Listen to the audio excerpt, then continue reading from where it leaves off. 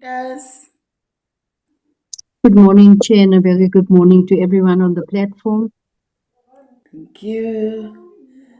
Just trying to see who else is here from the members. Good morning, Honorable DM Singh. Okay. Okay, I don't see Good others. morning, Chair. Sorry, you caught me a bit off Morning. guard. You caught me a bit off guard just before 9:30, but I'm here Very good now. morning. Good morning to Morning, everybody. DM. Thank you. Morning.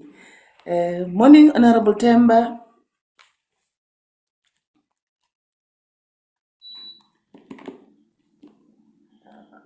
Good Butemba. morning to everyone. Good Hi, morning. morning, Morning, Muruti. Njani. Siyaphila kunjani? Thank you, Tuma. Eh, I'm still trying to go through to see other members. Okay. Oh, Okay, I only see these ones. Honorable Paulson. Goeiemorgen. Good morning, Chair. Unlike Honorable Singh, I never get caught off guard. I'm like an Iranian. I'm ready, always. Yeah, I know you're always Good ready. morning. Good morning, Chair. Good morning, Morning. colleagues. Good morning to the officials. Morning. Okay. Who else is here? Honorable Makasi. Honorable Makasi. Good morning, sisters. Morning, Chair, morning, members, and morning, officials in the platform. Morning. Gee, who else is here that I did not mention?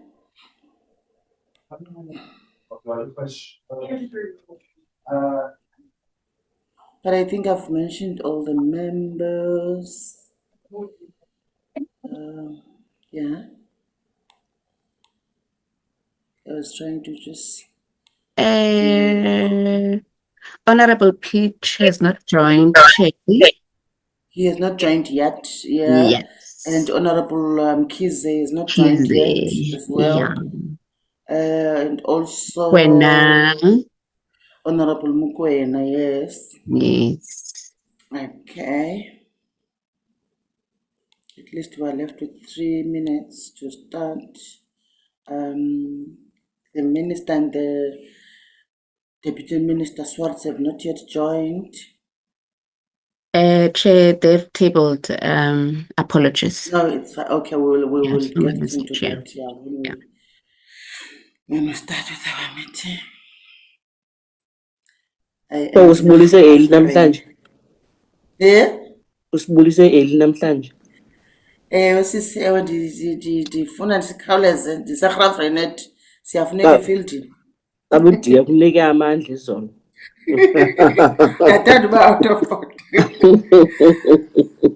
There's by-elections in Grafreinet, so we are here to work. So today is the start of special votes. But we must attend to other responsibilities. Savuma, that you are available. Injani? DG Chabalala, how are you? I'm fine. Morning, Chair. Good morning to yourself and the members and DMC and colleagues. I am okay. I'm okay, Chair. Oh, okay. Okay, DG. Glad to hear that.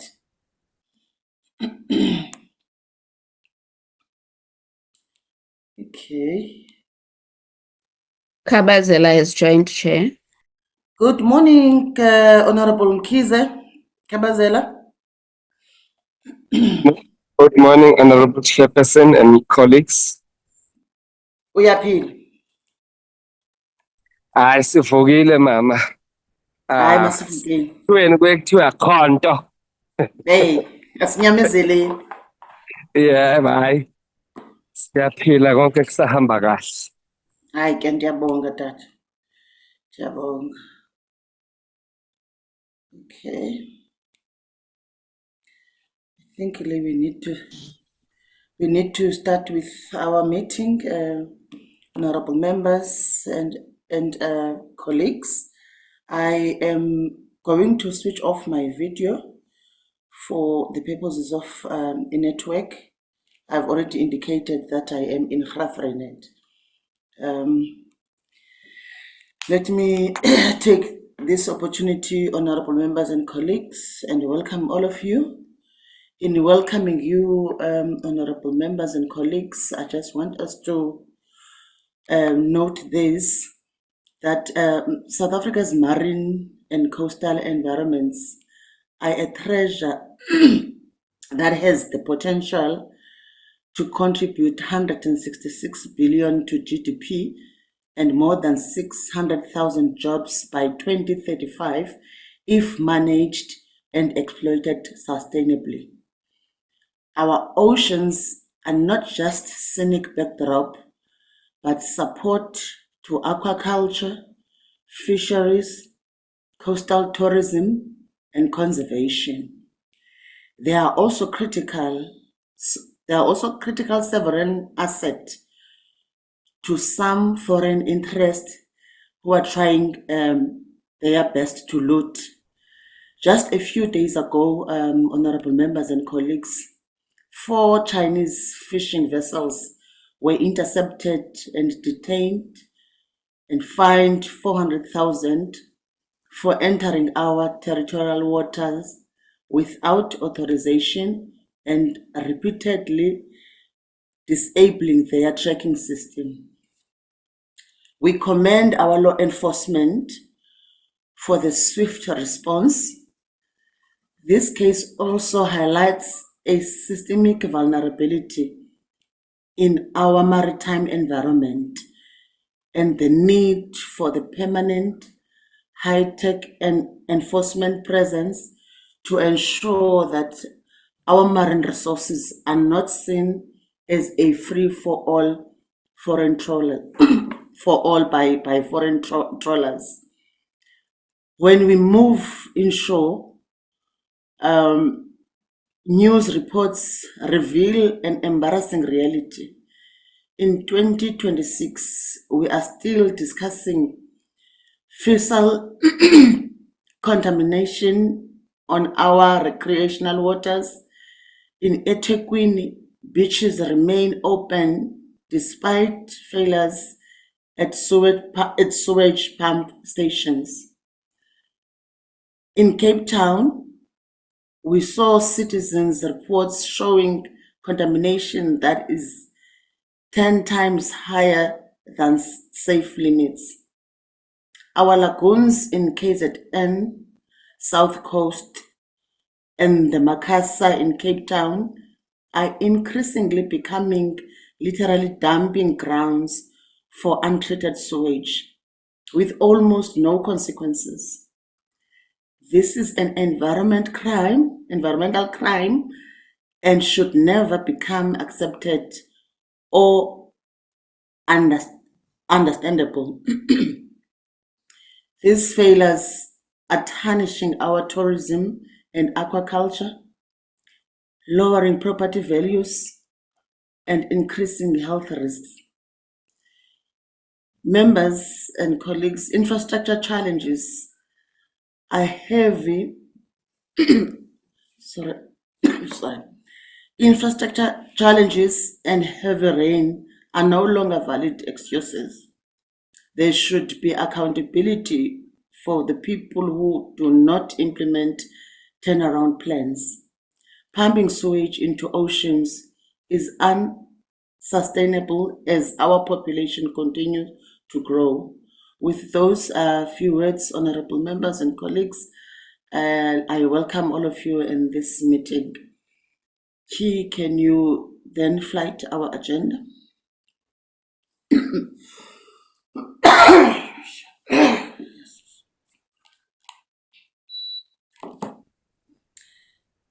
Okay, do we have any apologies? Okay. Yes, Chairperson, we have 4 apologies. Can you hear me, Chair? There's an echo. I just There's want an to know echo. who opened. Because Tembale to Tani, Oceans and Coast. Can you switch off your mic, please? Or can this person be removed? Oh, okay. Honorable members, we are not going to accept people who will disturb our proceedings. The moment you switch on your mic without being recognized, we are going to remove you. We need order in this meeting. So those who are maybe their first time to join our meetings, please watch your mics. Continue, Chi. Thank you, Chair. We received 4 apologies, Chair, as I mentioned. The first one is from the Minister. He is attending a cabinet meeting. The second apology, Chair, is from Honorable Swartz. He's having a stakeholder engagement in preparation for the National Waste Quorum. And then, Chair, the third apology is from Honorable Singh. He has asked for an early departure around 9:50 to attend a cabinet meeting. And the last one, Chair, is from Honorable De Block. He's going to join the meeting around 10:15 because he's traveling this morning. Those are the apologies, Chair. Thank you so much. Thank you, Chi. The apology of Honorable Singh is noted. Honorable members, can I then have a mover for the adoption of the agenda? I see the hand of Honorable Manaka. Oh, yes. Honorable Manaka. Thank you so much, Chair. I raised my hand to move for the adoption of the agenda. Thank you so much. I was struggling. I wanted to switch on my video, but it looks like it's on, but I can't see myself. No, it's on. It's on. It's on, Honorable. We see your beautiful face. Oh, my thank you sister. so much. Yes, I've moved. Thank you. Okay. Thank you. Honorable Kumalo. Chairperson, thank you very much. I second Honorable Manaka with the adoption of the agenda. Thank you. Thank you, Honorable Kumalo. Chi, before we move to the overview by Deputy Minister, can you go through the list of the officials from the department who are present? Yes, Chair, we have DM Singh leading the delegation. We have the DG, Ms. Shabalala. We have Ms. Bendeman, the Deputy Director for Regulatory Compliance and Sector Monitoring. We have Ms. Costin. She's the Acting Deputy Director for Oceans and Coasts.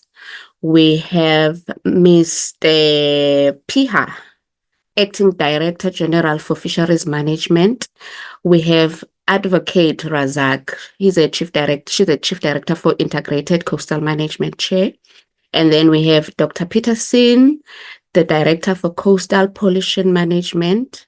Mr. Tangli, he's the Director for Marine Protection Services and Ocean Governance. We also have Chair Ms. Rawat. She's the Director for Appeals. And lastly, Mr. Lulani, a Director for Enforcement, Oceans and Coast. And also the supporting officials, Chair, from the Ministry and the DG's office. Thank you. Thank you, Chi. I am now going to hand over to our Deputy Minister. Deputy Minister Singh, over to you to do your overview. Thank you very much, Honorable Chairperson. And once again, good morning to you, Honorable members, DG, and senior officials of DFFE, and everybody else on the platform. Let me say, Chairperson, thank you for accepting my apology, but I'll leave at about 10:15 so I can attend the Cabinet Cluster Committee maybe 20 minutes late, 15 minutes late or so. So thank you very much for the opportunity to brief the committee on the matters that you are discussing today, which is progress update on marine protection services and ocean governance, and the state of compliance with coastal waters discharge permits for the 25-26 financial year. And let me once again, Honorable Chairperson, tender apologies for the Honorable Minister and Deputy Minister, whose apologies you have recorded. Now, to start with the progress update on the marine protection services and ocean governance. South Africa, as you started saying in your introduction, South Africa has a coastline of more than 3,000 kilometers along the Atlantic and Indian Oceans. These marine environments contain rich ecosystems that support fisheries, aquaculture, tourism, shipping, and offshore industries. However, they also face serious challenges such as pollution, climate change, and illegal marine activities, which you've also touched on. Operation Phakisa was launched by the South African government to unlock the economic potential of South Africa's oceans while ensuring that marine resources are managed responsibly and sustainably. Chairperson, the presentation today is against the backdrop of Operation Phakisa's oceans economy, with a focus on marine protection and ocean governance in South Africa. The Marine Protection Services and Ocean Governance Delivery Unit, known as the MPG, as endorsed in 2014, Operations Phakisa Oceans Economy Lab had specific goals and objectives to set up. The main objective of the Marine Protection Services and Ocean Governance focus area is to ensure sustainable use of ocean resources by providing a suitable environment for ocean users to coexist and maximize benefits from the ocean resources through focusing on 10 key initiatives. And these initiatives, briefly, Honorable Chairperson, Honorable Members, focus on strengthening marine protection, including the management of marine protected areas, the conservation of marine biodiversity, and integrated and coordinated enforcement. Along this, ocean governance plays an important role in ensuring the sustainable use of South Africa's ocean resources and balancing economic development with environmental conservation. There has been some encouraging progress in strengthening marine protection and ocean governance in South Africa, while several challenges still remain. The commitment remains to ensure effective implementation and successful delivery of the marine protection and oceans governance goals in enabling a sustainable ocean economy. With regard to coastal water discharge permits, Honorable Chairperson, Honorable Members, this matter speaks directly to our constitutional obligation to protect the environment for present and future generations. You have already touched on some examples of what should not be happening in our country and along our shoreline. But let me assure you that South Africa's coastal waters are critical ecological assets, but they are also vital economic resources that support fisheries, aquaculture, tourism, and coastal livelihoods. Today's briefing, Honorable Chairperson, will provide the committee with an overview of the current state of compliance with coastal waters discharge permits, the key systemic challenges affecting coastal water quality, the enforcement actions undertaken by the Department of Forestry, Fisheries and Environment, and areas where stronger oversight and strategic intervention may be required, and we look to the Portfolio Committee to assist in this regard.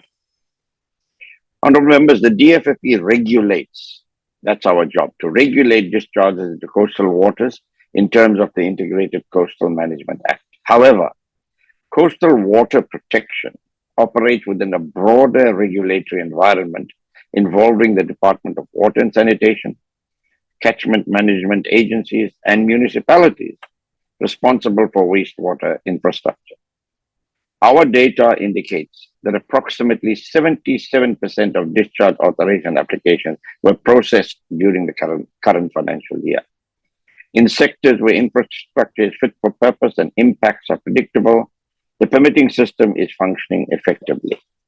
However, the most significant risks arise in relation to municipal wastewater treatment works, where aging infrastructure, maintenance backlogs, and capacity constraints are contributing to pollution entering the marine environment, like you've cited. The evidence indicates, Honorable Chairperson, that the challenges facing coastal water quality are not primarily regulatory, but rather reflect broader infrastructure and governance failures, including sewer outflows, untreated effluent discharges, and persistent non-compliance with permit conditions. The DFFE has initiated enforcement actions in several provinces, namely Eastern Cape, Western Cape, and KwaZulu-Natal. In instances where non-compliance is detected, administrative enforcement processes are initiated in the form of coastal protection notices and compliance notices. Those contravening the law will first receive a pre-notice or a notice of intention to issue a final notice. If the non-compliance is not quickly corrected or compliance achieved, then final notices are issued. Failure to comply with the instructions in these final notices constitutes an additional criminal offense, and it has been necessary for our environmental management inspectors to initiate a number of criminal investigations in relation to certain discharges into coastal waters. The details of these criminal investigations and the way how they are progressing will be provided in the presentation a little later on, Honorable Chairperson, Honorable Members. The key message before the Portfolio Committee is that coastal water pollution is a systemic governance challenge requiring coordinated action across spheres of government. And that's the big challenge.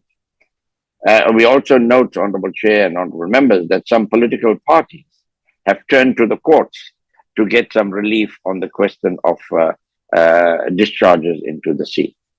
We as the DFFE look forward to engaging with the Portfolio Committee on these issues and the recommendations presented.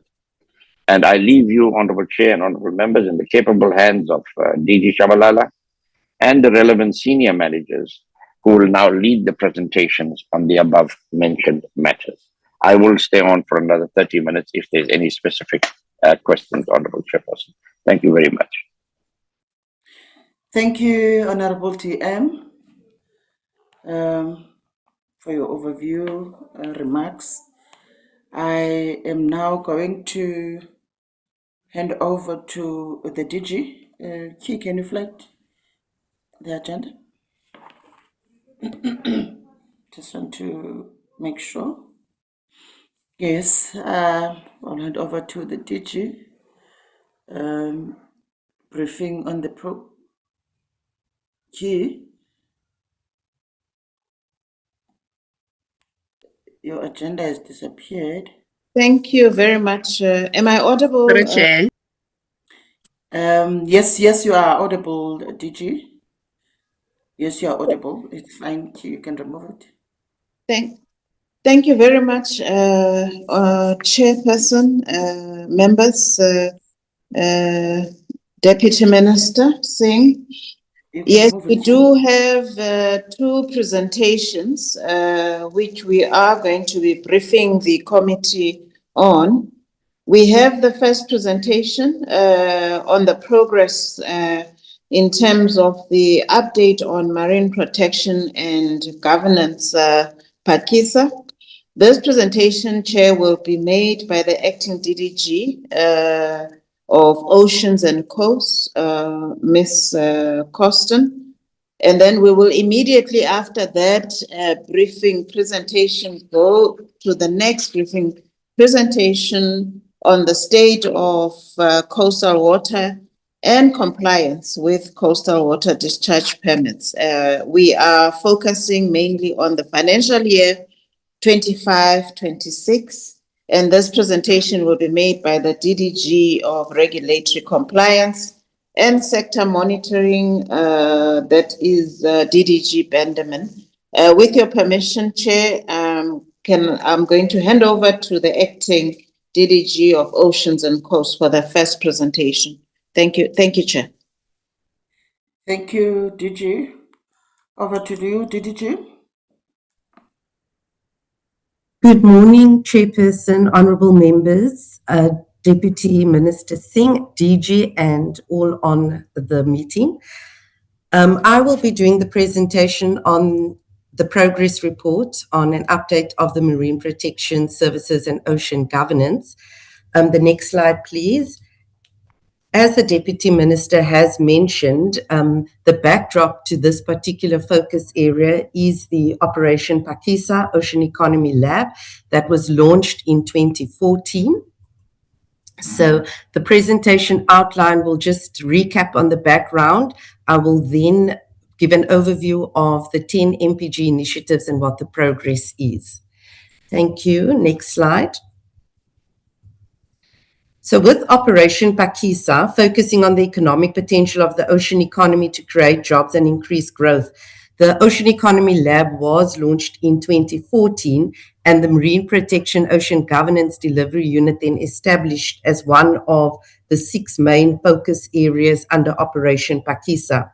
So with Operation Phakisa focusing on inclusive economic growth and creating jobs, it also, from the beginning and the onset, had a focus on the sustainable use of the marine resources for future generations.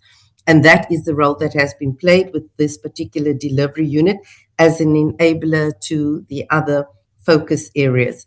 The other focus areas being marine transport, manufacturing, offshore oil and gas, aquaculture, coastal and marine tourism, and then also small harbor development. So the main objective of this particular delivery unit on marine protection ocean governance is to ensure sustainable use of ocean resources by providing a suitable environment for ocean users to coexist and maximize economic benefits from the ocean resources. And the way that this delivery unit achieves these objectives are through the 3 that is on the slide. It is about effective enforcement, improved ocean observation, and increased protection of threatened and high-value marine species. The next slide, please. So the delivery of the Marine Protection Ocean Governance is through the implementation of these 10 initiatives. I must note that the Marine Protection and Ocean Governance Delivery Unit consists of a multiple and various stakeholders across the DFFE that all participate within these particular initiatives. But the 10 initiatives are, the first initiative was with the establishment of Operation Phakisa, and the role assigned to the DFFE was the establishment of a ministerial committee and the secretariat to govern the activities of Operation Phakisa. Initiative 2 looked at the enhancement of legislation for the Integrated Oceans Act. Initiative 3, review of ocean-related legislation. Initiative 4, accelerated capacity building intervention in ocean governance. Initiative 5, enhanced and coordinated enforcement program. Initiative 6 is the National Ocean and Coastal Information System and extending the Earth observation capacity. Initiative 7 focuses on National Ocean and Coastal Water Quality Monitoring Program. Initiative 8, creation of a Marine Protected Area Representative Network. Initiative 9 focused on MPA's Marine Spatial Planning, Discovery, Research and Monitoring Program. And Initiative 10 is on the Marine Spatial Planning process. The rest of the slides will just give the members a brief overview of the progress and the current status of these initiatives. So with regards to Initiative 1, the Ocean Economy Secretariat is established within the Department of Forestry, Fisheries and Environment and is still functional in its operation. It coordinates and provides a supportive role across all Operation Phakisa focus areas, working with the Department of Planning, Monitoring and Evaluation to continuously support and monitor the Phakisa initiatives as set out in the 3-foot plans that was established at the inception of Operation Phakisa and the various delivery units. This lab coordination committee continues to meet on a regular basis. And unless there is a special reason, it does convene for 11 months of the year. And it is represented by all the various delivery units of those focus areas, and the Marine Protection Ocean Governance team reports into that lab coordination committee. on a monthly, biannual, and annual basis. Then with regards to Initiative 2 and 3, which was with regards to enhancing legislation, the key piece of legislation that has been developed in that regard is the Marine Spatial Planning Act 16 of 2018, which was enacted in April 2021, and that continues to guide the process of the development of the marine spatial planning. And there's also further detail, which I will mention under Initiative 10. The next initiative focuses on the accelerated capacity building intervention in ocean governance. Now, at the start of Operation Phakisa, the South African International Maritime Institute was set up to support skills development within the oceans economy space. This falls under the Department of Higher Education and Training, and it's currently hosted by the Nelson Mandela University and funded by the National Skills Fund. So all the skills capacity building initiatives is in collaboration with this particular institute, as well as some other capacity building that also takes place under the various initiatives. So what was done is in 2018, there was a skills audit on what is needed within the MPG space, and this report made recommendations on specific interventions to capacitate stakeholders in various initiatives. This is what informs the training and the capacity building initiatives.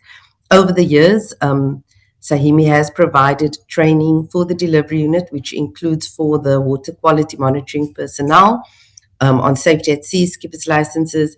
There's also the training around the honorary fisheries compliance officers for KwaZulu-Natal, Eastern Cape, and the Western Cape, and then also harbour management and operational personnel. Due to some issues with the funding allocations in 2025-2026, there were no specific training initiatives under with the SAHIMI. Next slide, please. That issue is being looked into at an LCC level. On Initiative 5, this was also made mention. This is quite a key initiative under the MPG, and it is with regards to the enhanced and coordinated enforcement program. And it also takes an integrated approach. So there are a number of routine operations and training that is coordinated by the DFFE Fisheries branch, but it also cuts across other branches, and it includes various other key departments and stakeholders, which is noted there, include SAPS, SSA, provincial departments and entities, conservation entities are involved, the South African Revenue Service, municipalities, the South African National Defence Force, and the Border Management Authority. So as I mentioned, these are integrated and they are routine operations, but some of the challenges that are ongoing and also emerging that the program is currently focusing on, quite a bit was already said about the pollution, and the next presentation would also touch on that. And that is with regards to the sewage discharge, sand mining, also within the coastal zone, particularly Eastern Cape and KwaZulu-Natal has become an issue. Illegal coastal structures, land invasions in the Eastern Cape, and also the abalone poaching is also some of the specific challenges that are responded to through these operations and enforcement activities. The next slide refers to the National Ocean and Coastal Information System, OSIMS, and the Extending Earth Observation Capacity. So the OSIMS is the system that applies remote sensing and geospatial information for decision making, and it also avails information products for enhancing decision making for effective ocean governance.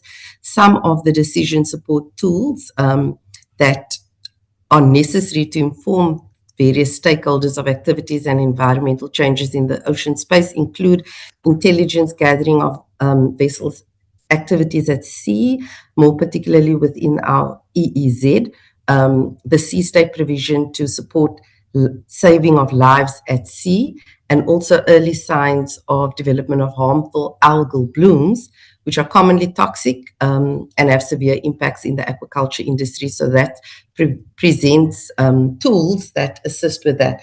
In terms of the IVT, the integrated vessel tracking, that was actually part of the tools that were used with regards to the vessels that were found recently mentioned by the chairperson. Okay, and there is information available on the OSIM's website as well. The next slide speaks to national oceans and coastal water quality management. So within the DFFE, there is a program on water quality monitoring. It's conducted at 55 sites, including estuaries and beaches, and it's distributed across the 4 coastal provinces.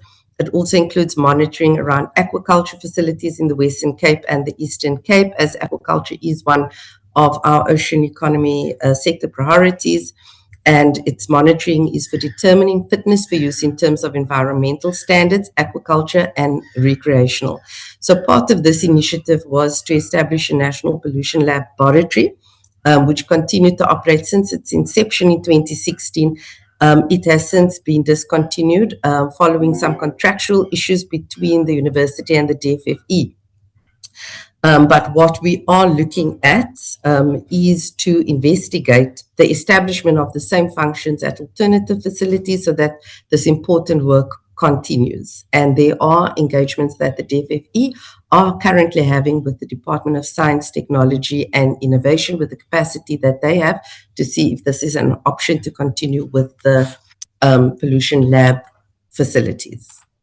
The next slide speaks to the creation of the Marine Protected Area Representative Network. Currently, after the inception of Operation Phakisa, a network of 20 MPAs with regulations was proclaimed by publishing in a government gazette in 2019, and that increased South Africa's protected ocean space from 10.4 to 15.4. Looking at the EEZ particularly, it is at 5.4%. The other element of this program is to put in place MPA management plans, which are at various stages for the various MPAs, some still in drafting phase, commenting, some en route for approval, and others are already being implemented. The Convention on Biological Diversity, the Global Biodiversity Framework Target 30 by 30, with regards to this, a decision has been made to expand the conservation state from approximately 15 to 20% to include MPAs, but also to look at other effective conservation measures.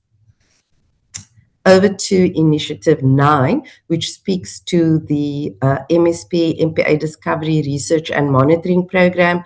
The research continues within the DFFE, and this research is incorporated into the identification of MPAs and MSP. So the science and the research does inform these processes.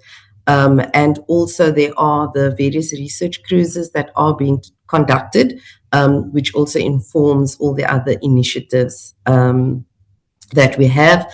We have also previously mentioned to the committee that one of the challenges there is with regards to the aged research vessels, both Algoa and the Africana, which need replacement, and the DFFE, we are exploring mechanisms to source funding or to look at alternative ways of replacing the 2 research vessels. This is quite key for the research program. Then with regards to Initiative 10, which is linking to the MSP Act as mentioned, that's on the marine spatial planning process. So the MSP Act provides a framework for marine spatial planning in South Africa. It provides for the development of marine spatial plans. It provides for the institutional arrangements for the implementation of marine spatial plans, as well as the governance and use of the ocean across multiple sectors. And the current progress there is that we are in the process of concluding the marine sector plans. There are 10 sector plans that have been already concluded. This includes marine biodiversity, coastal marine tourism, marine transport and ports, marine underwater and cultural heritage, marine defense, marine science and innovation, marine aquaculture, marine offshore oil and gas, and then also underwater infrastructure and fisheries.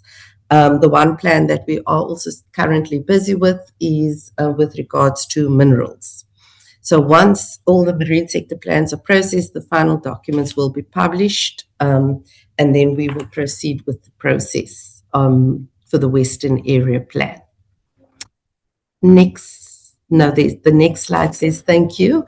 That concludes the presentation on marine protection ocean governance. Thank you.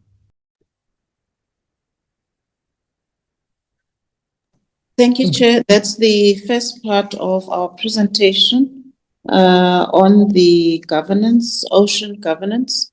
DDG Benderman will take the committee through the briefing on the compliance side. Thank you. Thank you, DG, and also thank you to DDG Kirsten. DDG Benderman, over Thank to you, Honorable Chair. Honorable members, good morning, as well as DM Singh and DG, as well as all colleagues online. I will quickly brief the Portfolio Committee on the state of compliance with regard to coastal water discharge permits. And as DG has indicated and DM Singh, it is for the 2025-26 financial year. I'll address the systemic failures affecting coastal water quality, as well as the implications for people and the environment, compliance and enforcement interventions in relation to the pollution of coastal waters, as well as key regulatory as well as strategic interventions and key recommendations. It is quite a long presentation because we have provided detail regarding our compliance monitoring. As DFFE, we regulate the discharge of effluent into coastal waters, and this is under the National Environmental Management Integrated Coastal Management Act, which is ICMA. The General Discharge Authorizations, GDA, apply to discharges with less significant environmental impacts. Coastal water discharge permits authorize discharges with potentially more significant environmental impacts.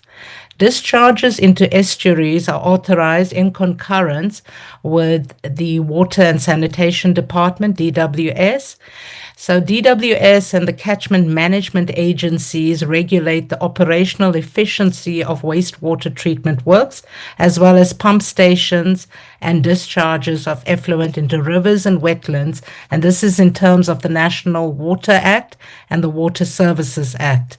They oversee the regulation as well as the delivery of effective water supply and sanitation services. Therefore, effective coastal protection depends on coordination at this regulatory interface. Next slide. In terms of municipalities, they manage the wastewater treatment plants and pump stations, and this is done in terms of the Municipal Services Act and the integrated development plans. It ensures adequate management of the wastewater treatment works as well as pump stations. They manage the design, installation, as well as maintenance of individual wastewater treatment plants.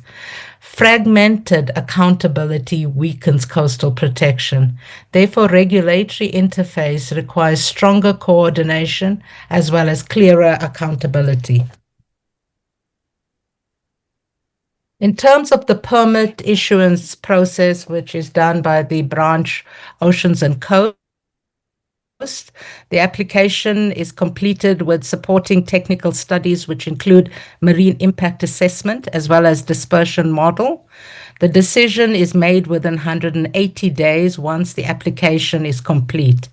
In terms of coastal water discharge authorization status, we've indicated the different provinces, which is your Northern Cape, Eastern Cape, KZN, as well as Western Cape. And in terms of coastal water discharge applications received nationally, there were 78. 60 were issued. There are 18 applications outstanding, based on 14 awaiting for further information, as well as 4 is still in process. In terms of the GDAs issued, there are 42. 77% of the discharge authorization applications were processed. However, we are waiting information in terms of applications due to them either being incomplete or further information was requested or specialist studies were not submitted and or public participation has not been completed. These are risk-based safeguards, not due to administrative inefficiencies. Furthermore, in terms of the permit process performance, high approval performance sectors relate to desalination. 13 of the 14 were issued, aquaculture 7 out of 7, hydrostatic tank testing 8 out of 8 were issued, and stormwater and dewatering 100% issued. They are low risk and well-defined activities. Where infrastructure and impacts are predictable, the permitting system functions more efficiently. However, risk and delay concentrations are with regard to wastewater treatment works, where 18 applications were received and only 8 were issued. 10 are outstanding, 7 are awaiting information, and 3 is still in process. With regard to fish processing plants, 14 applications were received, 10 were issued, and 4 awaiting information. The highest level of delay occur in sectors with direct public health and environmental exposure, particularly with regard to municipal wastewater infrastructure. The coastal water waste CWDP system is processing applications effectively overall when all required information, such as the specialist study, as I indicated earlier, support informed decisions and are made available timeously. Next slide. In terms of the permit conditions, they stipulate quality as well as quantity of effluent to be discharged. Quality is determined through the values of 57 key water quality properties, example, temperature, salinity, dissolved oxygen, and constituents, example, nutrients, toxic substance, as well as pathogens. Water quality values ensure the protection of marine aquatic ecosystem. Eutrophication risks are minimized. Toxic substances, including priority metals and organic pollutants, are managed. Human pathogens relevant to public health as well as mariculture. Substances affecting seafood quality and safety. This comprehensive scope ensures protection of biodiversity, ecosystem functioning, and food safety, while providing regulatory certainty for permitted activities. Therefore, permit holders must monitor effluent limits daily, weekly, monthly, submit quarterly reports to the department, conduct annual environmental monitoring with independent specialists, have contingency plans in place, participate in the permit advisory forums with stakeholders. Next slide. General challenges and mitigation measures. As highlighted, intergovernmental coordination is key. Certain coastal discharges interact with estuaries, requiring coordination with authorities responsible from under the National Water Act. Current measures, coordination is undertaken through interdepartmental engagement with DWS during the permitting processes and compliance monitoring. Verification of permit conditions. Compliance verification relies on monitoring data submitted by permit holders together with departmental oversight. Current measures, monitoring reports are reviewed, and where necessary, independent verification sampling and compliance inspections are undertaken. In terms of monitoring capacity along the coastline, there is oversight in terms of the CWDP compliance, where it requires monitoring of discharge points and receiving coastal environments, which can be resource intensive. The current measures, compliance monitoring, are implemented to assess compliance with permit conditions and environmental performance.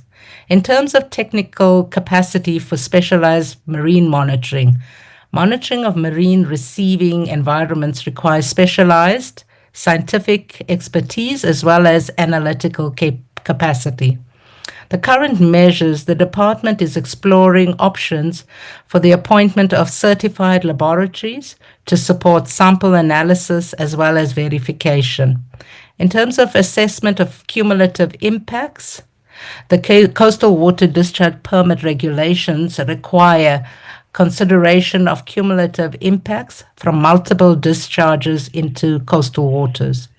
Current measures, this is addressed through the marine impact assessment, permit conditions, and ongoing monitoring of receiving environments. In terms of compliance monitoring, the ICMA is a specific Environmental Management Act, which is commonly known as a CEMA.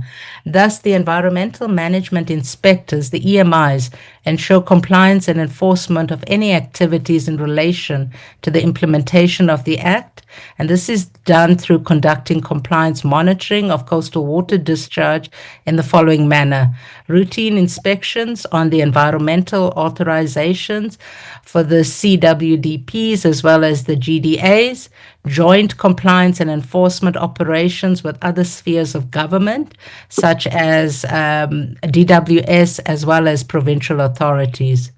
We also conduct reactive inspections as a result of complaints on NEMA Section 30 incidents. So national compliance remains inconsistent with unlicensed discharges presenting the highest risk to aquaculture and recreational activities. The lack of wastewater treatment model for the design and build of the operational infrastructure frustrates the effectiveness of the coastal water discharge permits issued by DFFE. All fish processing facilities are under appeal, and currently they are under investigation for a 3-year effluent improvement action plan. Therefore, enforcement action cannot be taken against these facilities. Next slide. In terms of enforcement action taken, administrative enforcement actions in the form of notices and directives are first initiated against non-compliant facilities to bring them into compliance, parallel to ongoing monitoring of coastal discharges.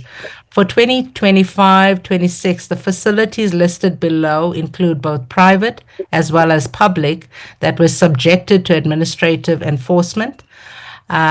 And in terms of food processing plant, there was one at Lambert's Bay Foods, and we've listed the waste treatment works, the relevant municipalities therein. If we can move to the next slide. In terms of compliance and enforcement, in terms of Eastern Cape Province, we've listed the municipalities there.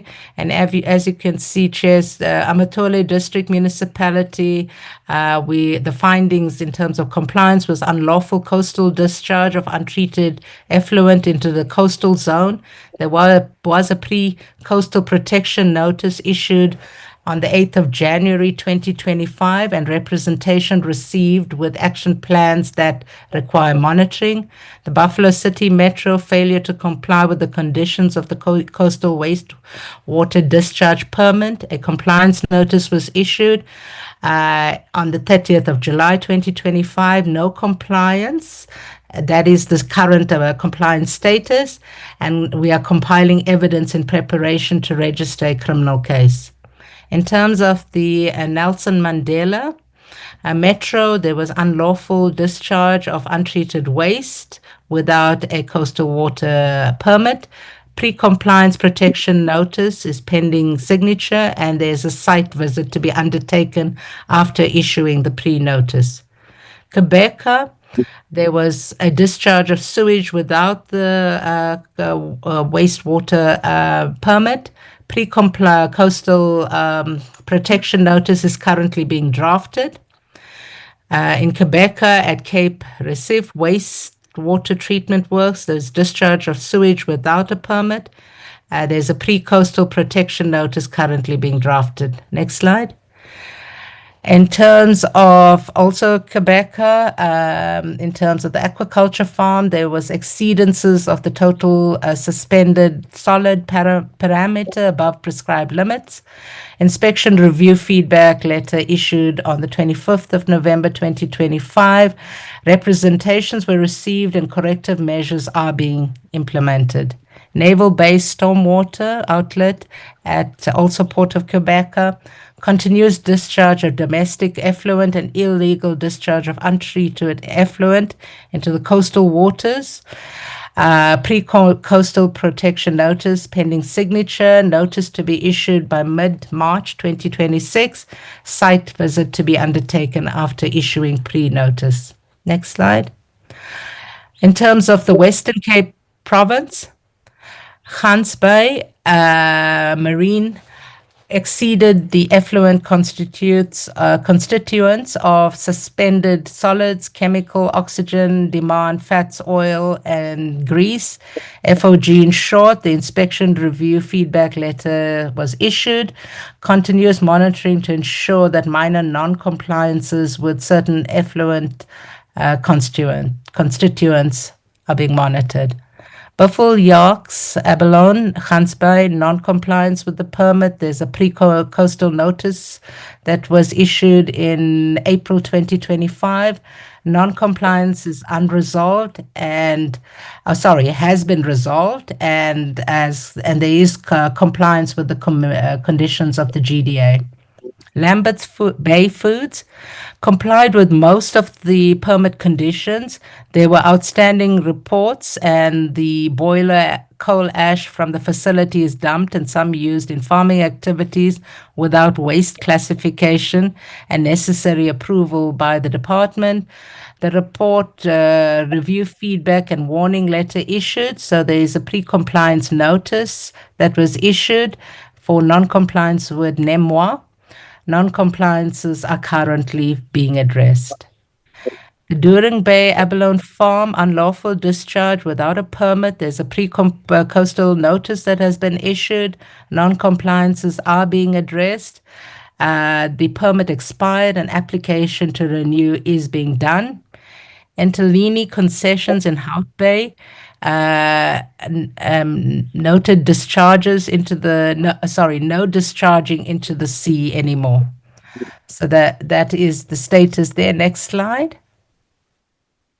We continue with the Western Cape province, where in Somerset West, there were non-compliance with exceedances of the chemical oxygen demand and nitrate parameters above the prescribed permit limit. And there were also structural maintenance concerns that were observed. An inspection review feedback was issued on the 1st of December 2025. The representations received and corrective measures are being implemented. Lucky Star operations in St. Helena Bay, non-compliances with the pipeline integrity as well as its condition were detected. The facility is, however, fully compliant with its chemical and biological parameters. Inspection review was issued on the 19th of September 2025. Representations were received and corrective measures are being implemented. Pioneer Fishing, also in Helena Bay, non-compliances with the exceedances of TSS, COD, as well as FOG and ammonia parameters above the prescribed permit limits. High E counts were recorded at the effluent discharge point. Inspection review feedback was issued on the 15th of October 2025. Representations were received and corrective measures were implemented. In terms of Amawandli pelagic veldrift, exceedances of prescribed limits of temperature and salinity, housekeeping and maintenance non-compliances were noted. The inspection review feedback was issued on the 19th of September 2025. Representations were received and corrective measures were implemented. Next slide. DDG, can you Yes. just hold on? Can you just hold on a minute? Honorable Mokoena and Lungelwa Moxonga, can you kindly mute your mics? Lungelwa Nomxeko Can you kindly mute your mic?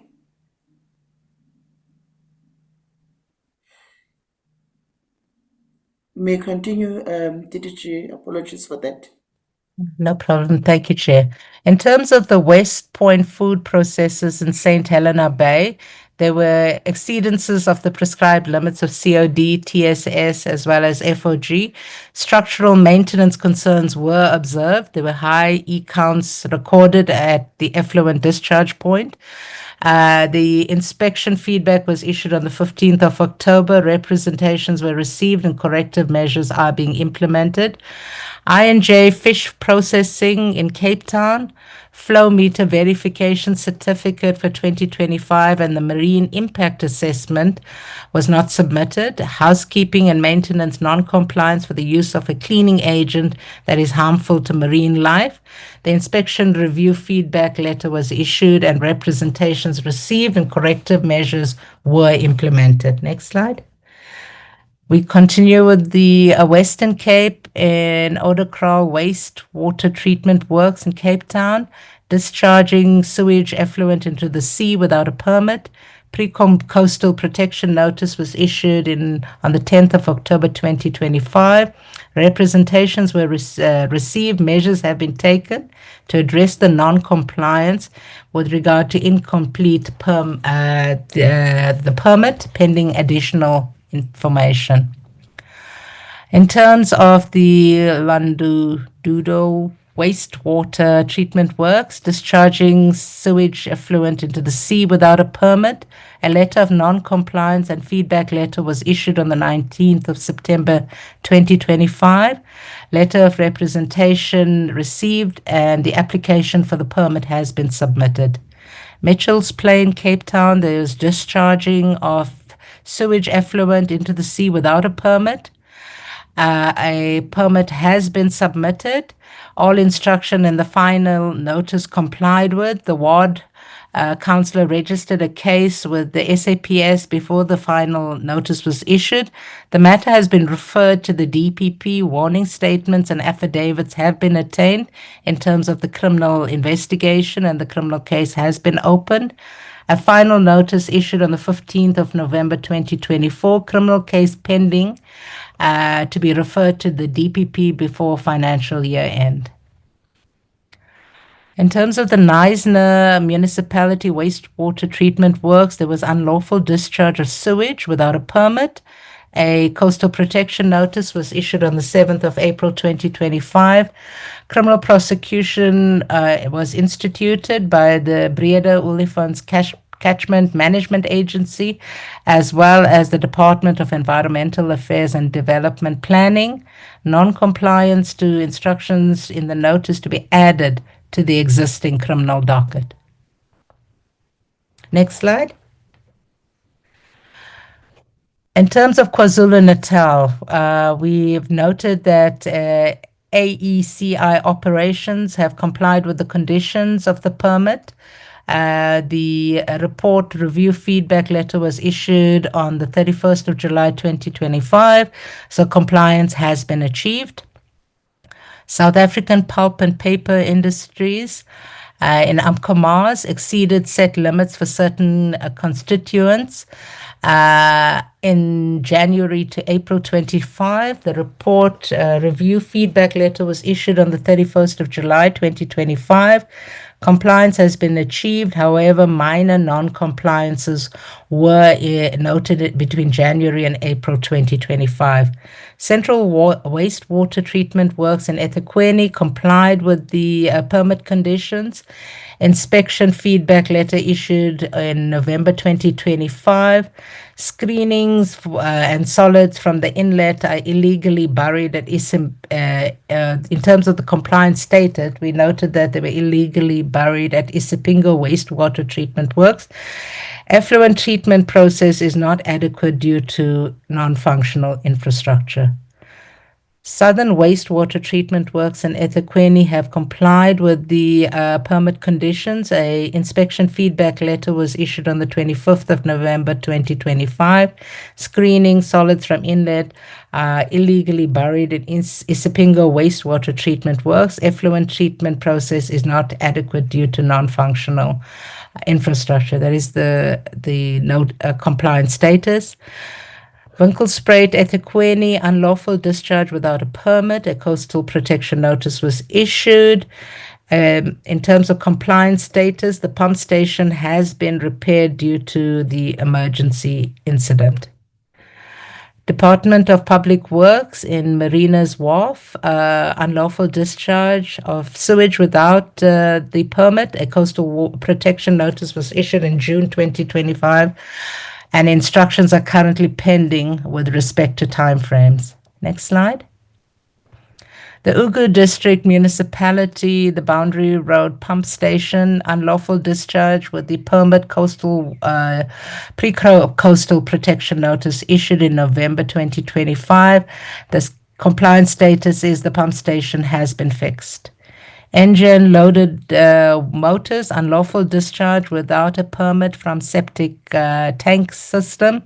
Pre-coastal notice issued in January this year. The status is pending a site verification. Lavender Creek Pump Station, discharging sewage effluent from the pump station into the coastal waters without a permit. Coastal protection notice issued in November 2021. The criminal case was opened in 2022 for pollution and not complying with the instructions contained in the coastal protection notice. Investigation finalized and the case is still pending at the NPA. Next slide.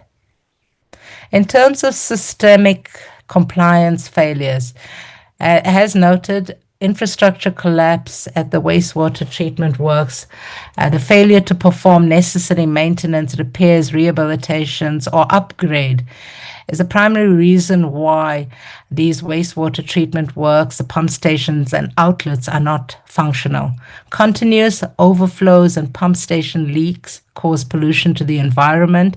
Sewage infrastructure is not able to manage the current level of sewage produced.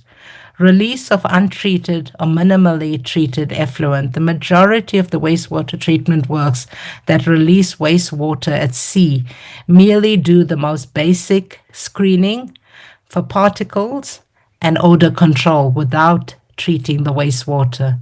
Untreated wastewater is thus released at sea. This was historically the international best practice, as science of the day indicated that the ocean is self-cleansing. This assumption has been proven inaccurate. Climate change has affected seawater properties and sea streams, thus affecting the rate and efficiency of dispersal as well as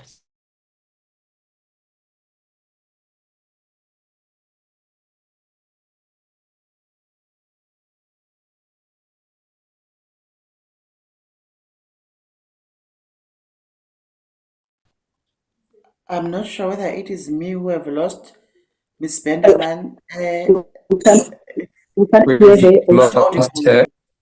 We've lost her, ne? Yes. Yeah, because I thought it's Yes, me. Chairperson. Sorry, I can hear you, Miss Chair. Benderman? Oh, are you back, Miss Benderman? Yes, I can hear you, Chair. Oh, okay. We've lost you a bit. Sorry, Chair, I'm just switching my network. Oh, okay. Continue.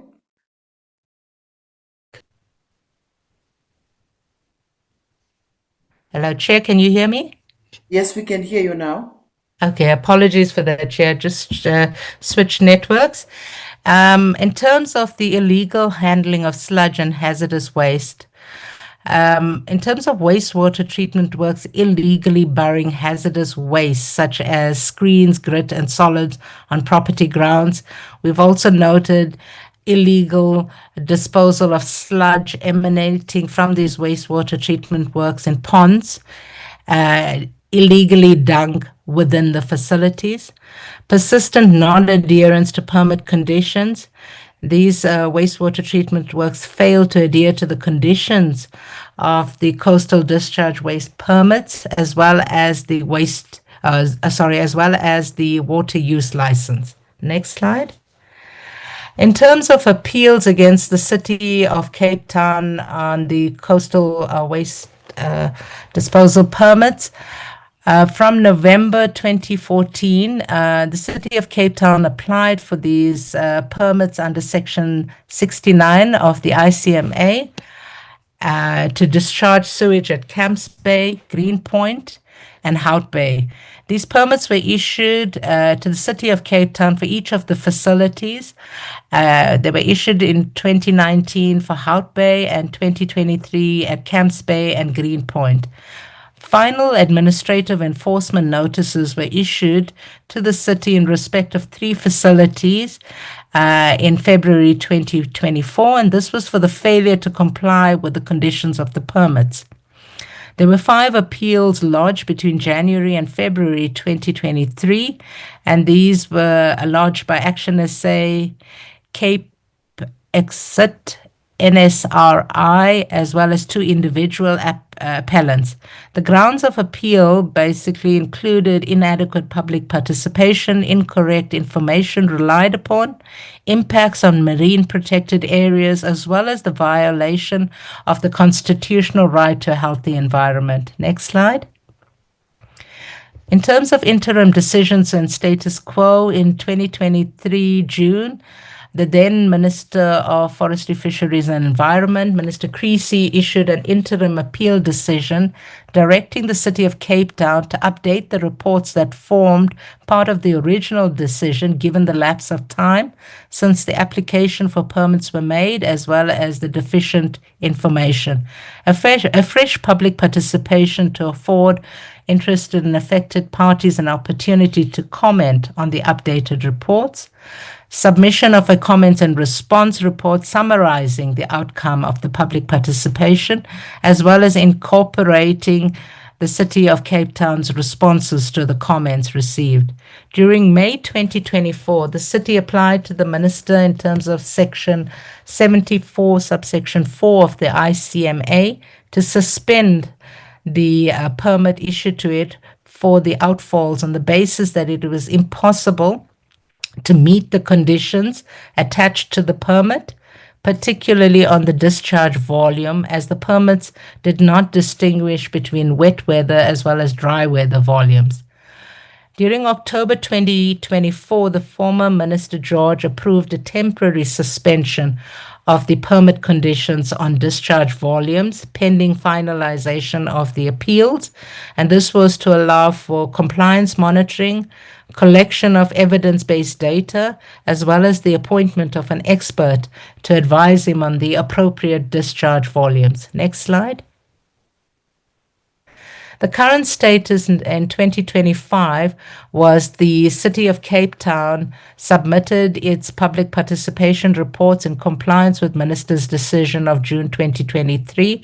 An independent appeal advisory panel has been appointed in accordance with former Minister's George's directive of August 2024. The work undertaken thus far by the Appeal Advisory Panel has undertaken a site inspection. They've called for further technical information from the city, which was provided. They've circulated the further technical information to the appellants for comments, consultation with the city, the appellants, relevant units within DFFE, and will be meeting with the department, and a meeting was held with the Department of Water and Sanitation on the 12th of March 2026, and requested health data from the Department of Health. In terms of ongoing compliance monitoring, the city continues to submit monthly monitoring reports in terms of the permitting conditions. Monitoring of discharges as well as receiving environments continues to be overseen by the department. Monitoring results to date indicate that the city is complying with the applicable discharge limits currently in force while the appeal process is underway. The monitoring program continues to generate evidence-based data to inform the final appeal decision. The The technical expert recommendation is anticipated at the end of May 2026, and thereafter a final ministerial decision pending receipt of the outstanding expert reports. Key regulatory and strategic interventions. Some facilities are required to explore ways to improve effluent quality. Permit conditions may be amended based on appeal outcomes. The regulation of private infrastructure, pump stations, and treatment facilities needs to be addressed. We need clear policy direction and guidance on wastewater treatment model, and this relates to the design as well as the build of the operational infrastructure for coastal facilities. Assessment of the policies regulating the municipal wastewater treatment works and the untreated effluent discharges, and strategic direction on the overhaul of the infrastructure deficiencies through the upgrades of these wastewater treatment works, increase capacity capabilities, as well as proper management of operation in these facilities. There needs to be a clear definition of the interface between water and sanitation and DFFE on the regulation of the wastewater treatment works operations, as well as the regulation of coastal discharges by DFFE. Sufficient resources to enable compliance monitoring, provision of required tools, visible policing, and enforcement. Further key recommendations is the new infrastructure with regard to the wastewater treatment works and pump stations need to be constructed as a matter of urgency. The management and administration of these treatment works and pump station at municipal level needs to be improved. New sewage treatment methodologies are required. We need a cost and benefit analysis of retrofitting current infrastructure and that to be investigated. Climate change effects on seawater and currents needs to be acknowledged. Appropriate and integrated monitoring systems, tools, and resources must be developed and implemented. Sufficient resources to enable compliance monitoring, provision of required tools, visible policing and enforcement, and including in respect of illegal discharges and multiple non-point sources, which are stormwater, riverborne pollution, as well as catchment runoff. Thank you, Chair. I think this is my last presentation slide. Thank you. Thank you, Ms. Bendeman. Colleagues, that was the second presentation. The first one, we received it from Ms. Costin, the acting DDG on Oceans Coast. So this one was from Ms. Bendeman. I am now, before I hand over to the honorable members, DG, is there something that you want to add, or you are fine before I hand over to the members for clarity-seeking questions? Chairperson, I'm fine in terms of the presentations. I think DM Singh has his hand up. I think what I also want to highlight, Chair, is that the presentation, especially the latter one, is calling for an even improved collaboration of ourselves and DWS in as far as enforcement is concerned, but also as a department, in as much as we're doing our level best with the boots on the ground, with limited resources, we really need to look at how then do we increase the boots on the ground to deal with these issues. But moving forward, proactive action would actually assess so that then we have lesser of these challenges being incurred. Municipality infrastructure is actually the major issues that really needs to be addressed. Thank you, Chair. Thank you, DG. I see the hand of Deputy Minister Singh. I will start with you before I give over to the members. Thank you very much, Honourable Chairperson and Honourable Members. I thought before I dash off to the Cabinet Cluster Committee, I should just, agree with what the DG has said. and emphasize the point that I made earlier in the overview, that compliance and enforcement within DFFE is doing their best they can. And I've always been troubled about the fact that we issue compliance notices. Yes, the municipal manager can be fined or the municipality can pay a fine. But I think perhaps we have a broader responsibility while we have to deal with compliance, broader responsibility to see how the erring parties can correct what's gone wrong. And as you would note from the presentation, it's not only the private sector, but it's more government, at different levels that are causing the problem. So perhaps an interaction, engagement with DWS, with COCTA, to emphasize this serious problem that we are having, because issuing fines will just maybe they pay a fine and that's it, and then they pay the fine with our money, which is taxpayers' money. So I think the committee probably needs to apply its mind on how we deal with these other entities, particularly governments, spheres, to address this problem once and for all. I think we have a collective responsibility in that regard. And having said that, may I now be excused, Honorable Chairperson. Thank you, DM. Yes, you are excused. Thank you for your inputs that you've made. Thank you. Thank you. Thank you, DM. Now I'm going to note hands, honorable members. I see the hand of Honorable Manaka, she's the number 1. Honorable Bilankulu, you are number 2. Honorable Kumalo, you are number 3. Honorable Mkize, number 4. Honorable Mukwena, number 5. Honorable Diblog, number 6, and welcome. Honorable Makasi, number 7. Yeah, those are the hands this far. Honorable Beach, you are the last one, and also welcome. Yeah, in that order, honorable members.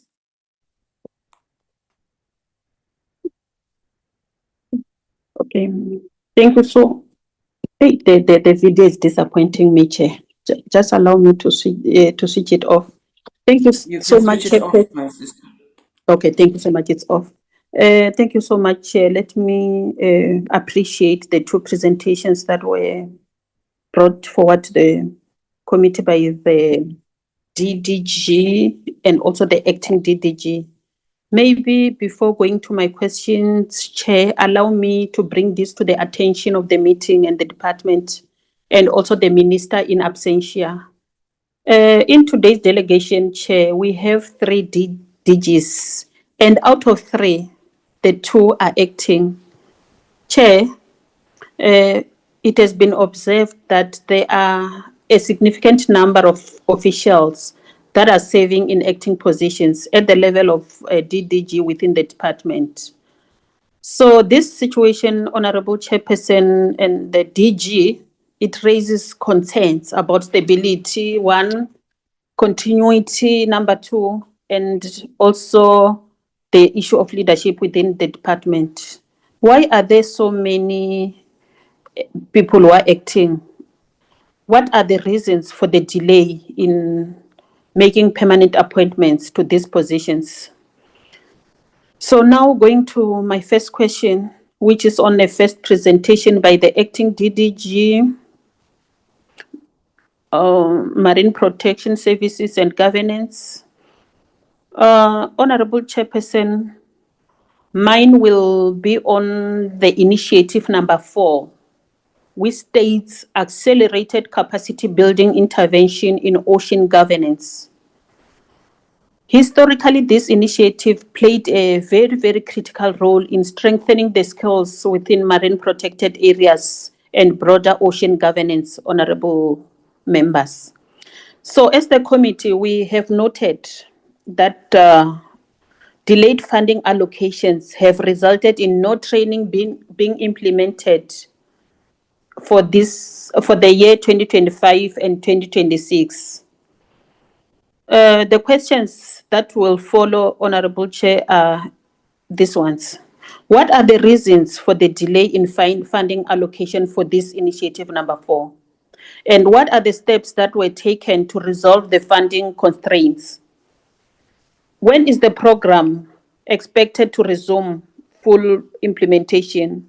And what are the interim measures are in place to ensure that critical ocean governance and marine protected area capacity gaps do not widen during this halt? Those are the questions that I have on first presentation. And then going to the next presentation, Honorable Chair, your opening remarks, it was so brief. But it was having a lot of details in it.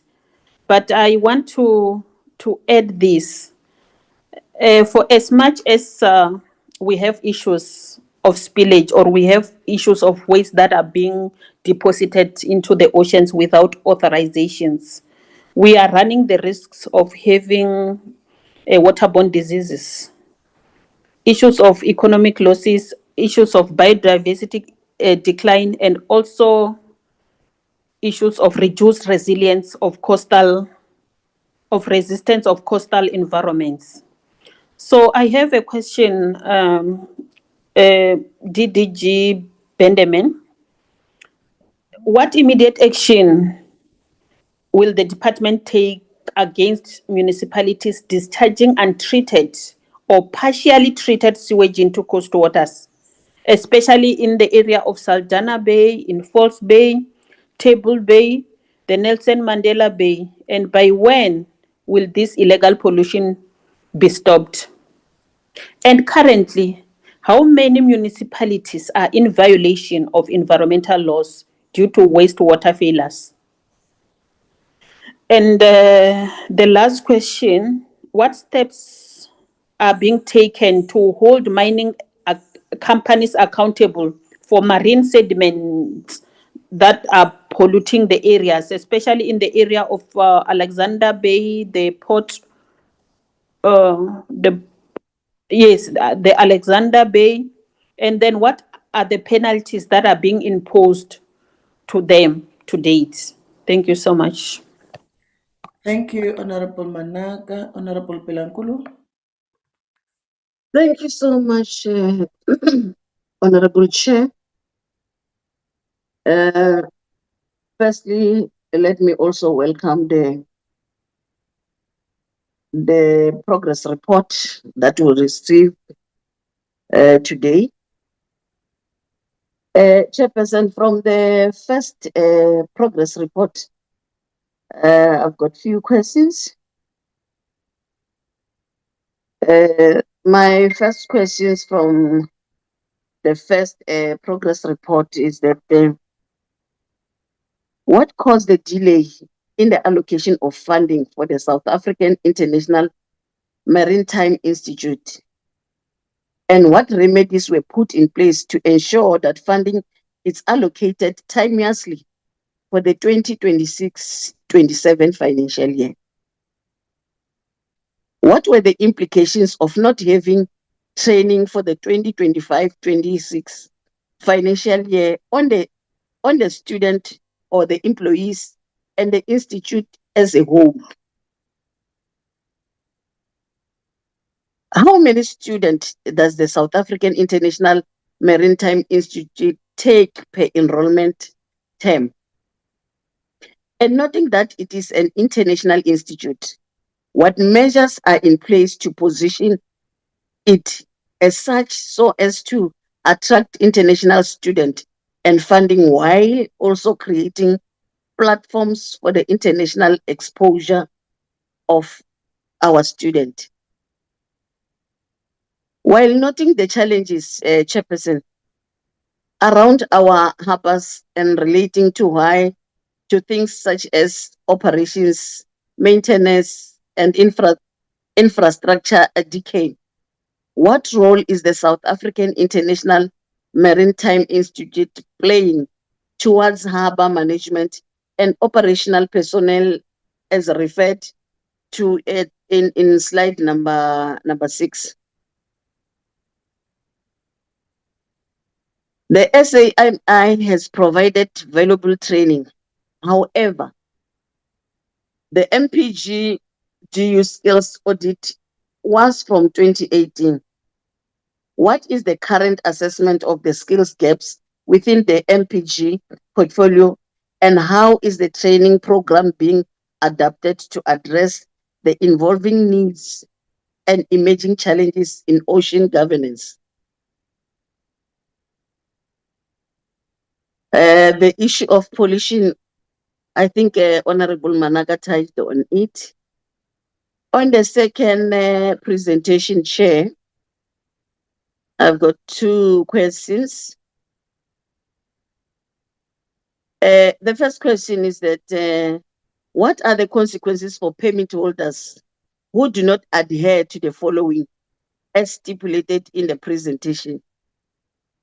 Like monitor influent limits, your daily, weekly, monthly, submit quarterly reports to the department, conduct annual environmental monitoring with independent specialists, have contingency plans in place, the participation in permit advisory forums with stakeholders, and what is the current status on the Michel's Plain, WWTW Cape Town and Nisia Municipality wastewater treatment works cases? Thank you, Chair. Thank you, Honorable Bilangulu. Honorable Kumalo. Thank you, Chairperson. Let me join my honorable members, Chair, by accepting the presentation and acknowledge it. Chair, I'm just having a few questions on both presentations as presented to us. One, Chair, on the first presentation, noting that the dispute between Walter Sisulu University and DFFE relates to the requirements of the NPL to be accredited by the South African National Accreditation System within the period of the contractual agreement. Does this not result in breach of contract? If not, why not? And if yes, what further steps will be taken to address the breach? Secondly, Chair, please furnish us with further details pertaining the engagements underway with the Department of Science, Technology and Innovation regarding the establishment of the NPL functions. Thirdly, NSP Act was enacted in 2018 and came into effect in 2021. What are the most significant unforeseen challenges encountered in its implementation, and what legislative or regulatory adjustments are being considered to address them? Beyond the MSP Act, Chair, the review of other ocean-related legislation is ongoing. What are the key legislation gaps or contradictions that are proving most difficult to resolve? And what is the projected timeline for their rectification? Lastly, on this presentation, Chair, the OCIMS and the DESTIs are crucial for informed decision making. How is the data from these systems being actively utilized by policymakers and operational agencies to proactively manage ocean resources and mitigate risks, rather than just being a repository of information? Second presentation, Chair, considering the release of untreated or minimally treated effluent and the historical assumption that the ocean is self-cleansing, what is the scientific and economic justification for continuing to discharge inadequately treated wastewater, and what are the realistic timelines and costs associated with it transitioning to advanced treatment methodologies? Secondly, Chair, which is the last one, the context notes that all fish processing facilities are under appeal and currently they are under investigation for a 3-year effluent improvement action plan. Therefore, enforcement action cannot be taken against these facilities. How can the regulatory framework be strengthened to ensure that appeals do not indefinitely paralyze enforcement actions, particularly when there are ongoing risks to the environment and public health? Thank you very much, Chair. Thank you, Honorable Kumalo. Honorable Mukwena? Or is it Honorable Mkiza or Mukwena? Because I thought it was Mkhize, Honorable. Yeah, Honorable number Mkiza. number 4. Yeah, Honorable Mkiza, yes. Thank you, Chairperson. Greetings to you and honorable members of the Portfolio Committee. I would also like to greet Honorable DM Singh, DG, and DDGs and supporting staff and everyone present. Honorable Chairperson, I would also like to join our members by accepting this presentation. Firstly, Chairperson, on the capacity failure and funding mismanagement. The presentation admits that no training was provided for 2025 and 2026 due to the delayed funding allocation. My question is, can the department explain how it justifies claiming progress in ocean governance when it has failed to capacitate its own enforcement and monitoring personnel? And who must be held accountable for this funding failure? The second question would be on the enforcement failure and environmental degradation as sewage pollution. What evidence can the department provide that its enforcement program is effective when these violations are not only persisting but worsening in key coastal areas? The last question concerning the second presentation. What concrete enforcement consequences will it be imposed on repeat offenders, particularly municipalities who continue polluting coastal waters without permits? By when will the department move beyond administrative notices to decisive punitive actions? Thank you, Honorable Chairperson. Thank you, Honorable Mkiza. Honorable Mukwena? Thank you very much, Chairperson, and greetings to your good self and everyone on the platform. I have several questions, Chair, to ask. On the Marine Protection Service and Governance, the discontinuation of National Pollution Laboratory due to accreditation dispute is a significant setback for water quality monitoring. What assurance can you provide that the continuity and quality of this vital monitoring will not be compromised during transition to an alternative facility? And what is the precise timeline for this transition? MPA management plans are the various stages of development. What are the specific risks associated with heavy MPA with proclaimed regulations but incomplete or unimplemented management plans, particularly concerning their ecological effectiveness and enforcement? The ambition to expand the conservation estate to 20%, that is 30 by 30 target, is commendable. What is the scientific basis and socio-economic impact assessment for identifying these new areas? And how will the inclusion of other effective conservation measures be rigorously defined and monitored to ensure genuine conservation outcomes? The age research vessel Algua and Africana need replacement. What is the strategic importance of these vessels to the MPG's long-term research and monitoring goals? And what are the specific funding mechanisms being explored to ensure their timely replacement given the critical nature of this infrastructure? Marine sector plans for 10 sectors have been concluded, but the mineral resource draft sector plan is still being facilitated. What are the primary obstacles to finalizing this mineral resource plan? And what are the potential consequences of this delay for sustainable ocean resource management and conflict resolution?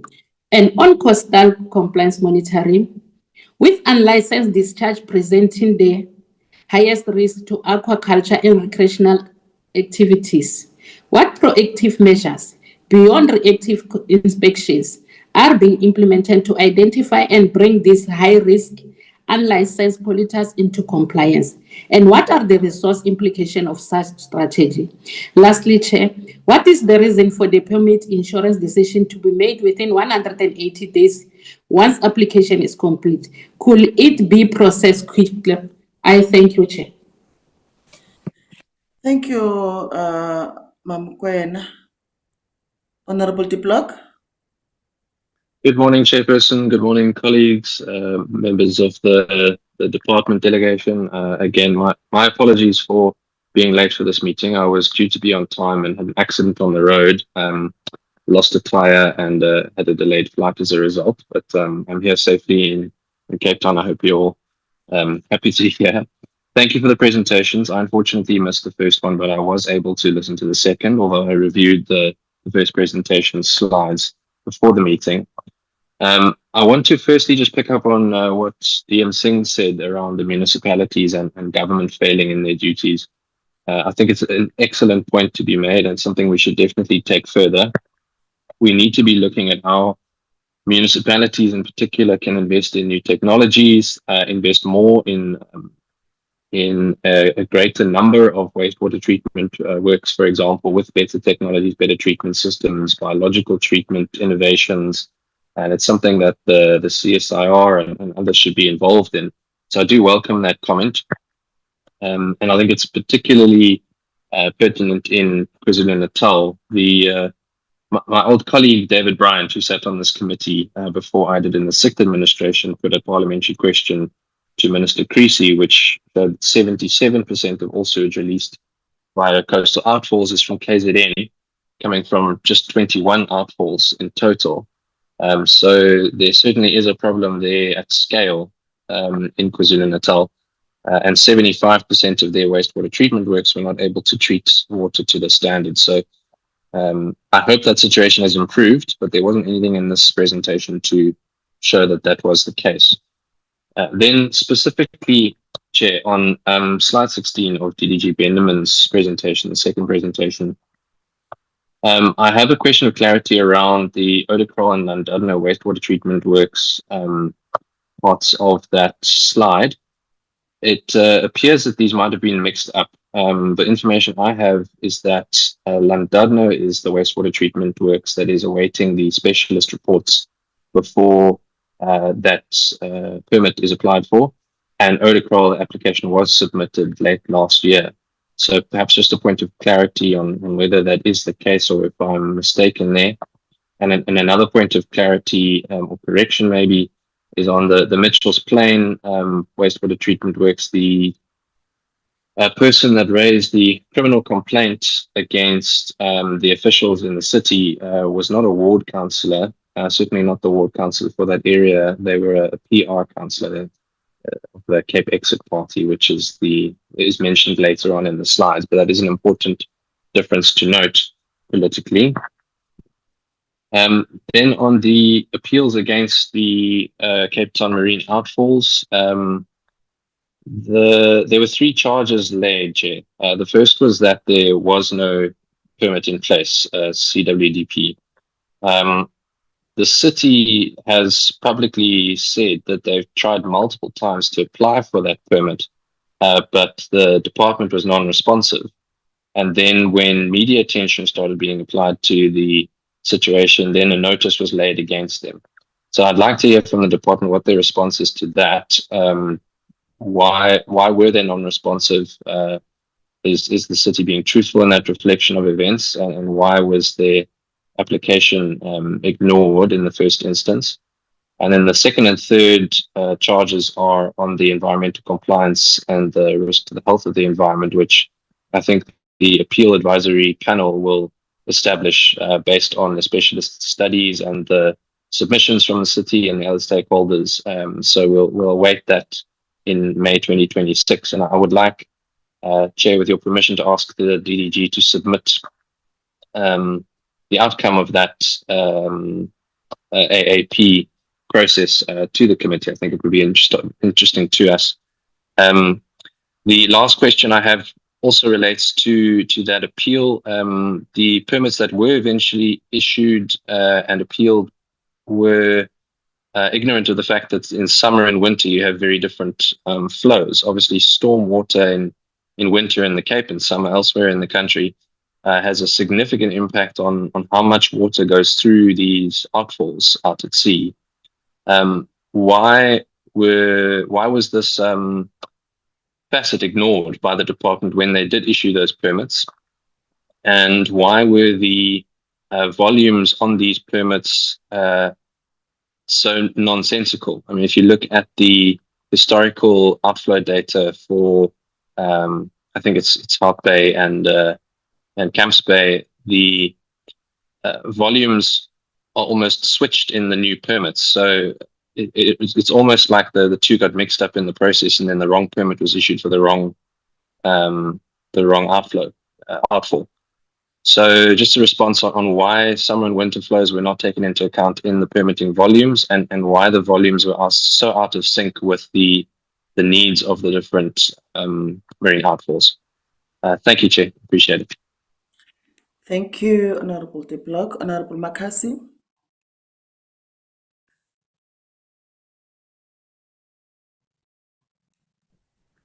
Thank you, Chair. Okay. Thanks, Chair. Greetings again to the officials led by the DG, and also note the input made by the DM, who has now since exited the meeting. And I welcome both presentations that were received in the meeting. And my first questions would be on the Marine Protection Services. Question one is abalone poaching is expanding, and sand mining and illegal structures persist. Despite coordinated enforcement, these challenges continue. What are the root causes of this persistent illegal activity that enforcement alone cannot solve? And what socio-economic or community-based interventions are being considered? Question two, the enforcement program involves multiple agencies. What are the key performance indicators for this coordinated effort? And how is the inter-agency cooperation being measured and improved to ensure maximum effectiveness? What plans are in place with the coastal municipalities to resolve the issues pertaining to pollution as a result of mismanagement and maladministration of sewage discharge? What medium to long-term plans are in place between the implicated departments to address the issues of aging infrastructure and poor maintenance? The Ministerial Committee and Secretariat are established to govern activities. Given the complexity and interdepartmental nature of ocean governance, what specific mechanisms are in place to ensure through interministerial buy-in and prevent soiled decision-making that could undermine the MPG's objectives? The Lab Coordination Committee meets regularly. Can you provide concrete examples of how the decisions or recommendations from these meetings have directly led to tangible improvements or resolved conflicts between different ocean user groups. On water discharge presentation, given the fragmented accountability and the need for stronger coordination and clearer accountability at the regulatory interface, how can we move beyond interdepartmental engagement to a truly integrated and enforceable system that prevents the systemic failures we are observing in coastal water quality? The report identifies infrastructure collapse at wastewater treatment works as a primary systemic failure. Beyond acknowledging the need for new infrastructure and updates, what are the root causes of this persistent collapse, and what innovative funding and management models can be implemented to ensure long-term functionality and maintenance of these critical assets? Thank you, Chair. Thank you, Honorable Makasi. Honorable Beach.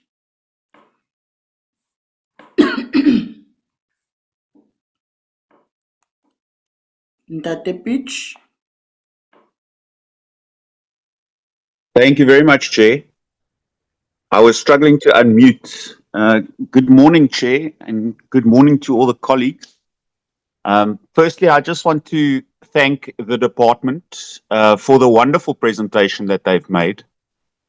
I think this is an extremely important and a very, very difficult aspect or mandate that the department tries to manage under very difficult circumstances. And thank you very much for their measured and very unbiased presentation. Chair, I have been greatly covered by Member Makasi in regards to some of the questions that I wanted to pose. In light of that, I think let me rather make a statement in saying that I'm very happy that the department has shown no fear or favor in regards to their investigation surrounding the compliance with the emissions permit for City of Cape Town. I am, however, extremely concerned in regards to the presentation, where there are clear flouting of national legislation by various other municipalities that have no permits or are flouting their own permit regulations. So it would be my request that the department and that us as the Oversight Committee be allowed to get a full report on the extent of the non-compliance as indicated in this presentation by various municipalities, including eThekwini and Nelson Mandela Bay, Buffalo City, etc., etc., etc., that do not have emission permits and yet seem to still be emitting vast quantities of wastewater with impunity. I'm very, very happy that City of Cape Town has given their full support and full cooperation in regards to the compliance with their emissions permit. But it is time that we hold all the municipalities in the greater South Africa to the same account. I think the clear case where beaches have had to be closed in eThekwini due to the poor water quality, is a clear indication of this dire collapse of infrastructure. And I think, as Member Makasi has now indicated, I think the Department of COGTA should also be questioned. Why has this been allowed to happen in these municipalities? And I think this is a discussion that we need to take further as a committee. We are, of course, and our department is responsible for compliance management. But ultimately, the impetus and the responsibility for these actions must be laid squarely at local government level. So we cannot be held responsible for the failures that happen externally. And we must ensure that all departments are held accountable for their failures and their inactions in this regard. Thank you very much, Chair. Thank you, Honorable Beach. Honorable Temba. Thank you very much, Chair. Greetings to everyone. Greetings to the DG and the DM, DDM, all of them. Okay. Chair, let me first welcome the presentation. It is a good presentation, but we have to ask questions on this presentation. Firstly, my questions will be based on the first presentation on marine protection and ocean governance, which is my question as follows. I have only 2 or 3 questions on the MPG. My first question, Chair, will be what progress has MPGDU made in reducing conflict between ocean users, e.g. the fishing, tourism, and mining? My second question,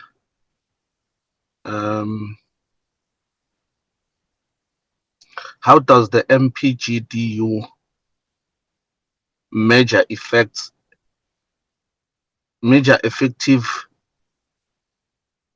enforcement for ocean protection regulations? And my third question will be on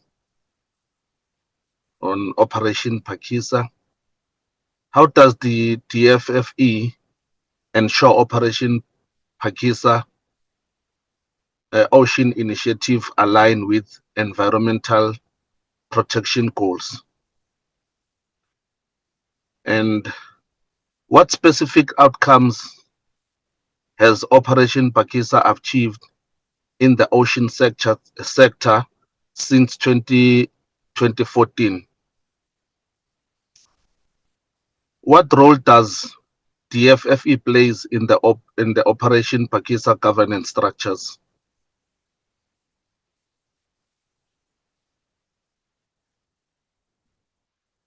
And my question will be on the second presentation. How does the DFFE ensures municipalities adherence to wastewater management regulations and standards?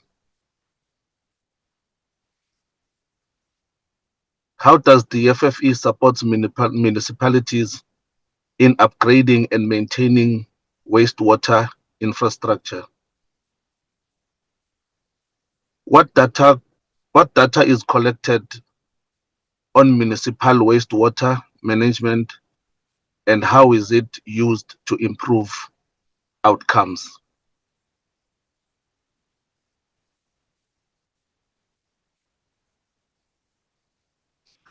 Which criteria determines if the discharge requires a CWDP versus GDA?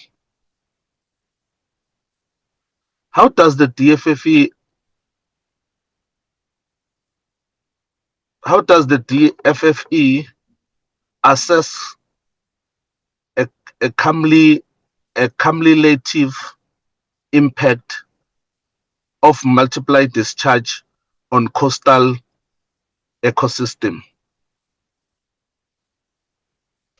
Why does the national compliance remain inconsistent on what being done to address unlicensed discharge? Why are all fish processing facilities under appeal investigation, preventing enforcement action? Is it a regulatory loophole? What is the timeline for resolving these facilities on non-compliance and enforcement standards? Thank you very much, Chair. Thank you, Morodi. Honorable Peters.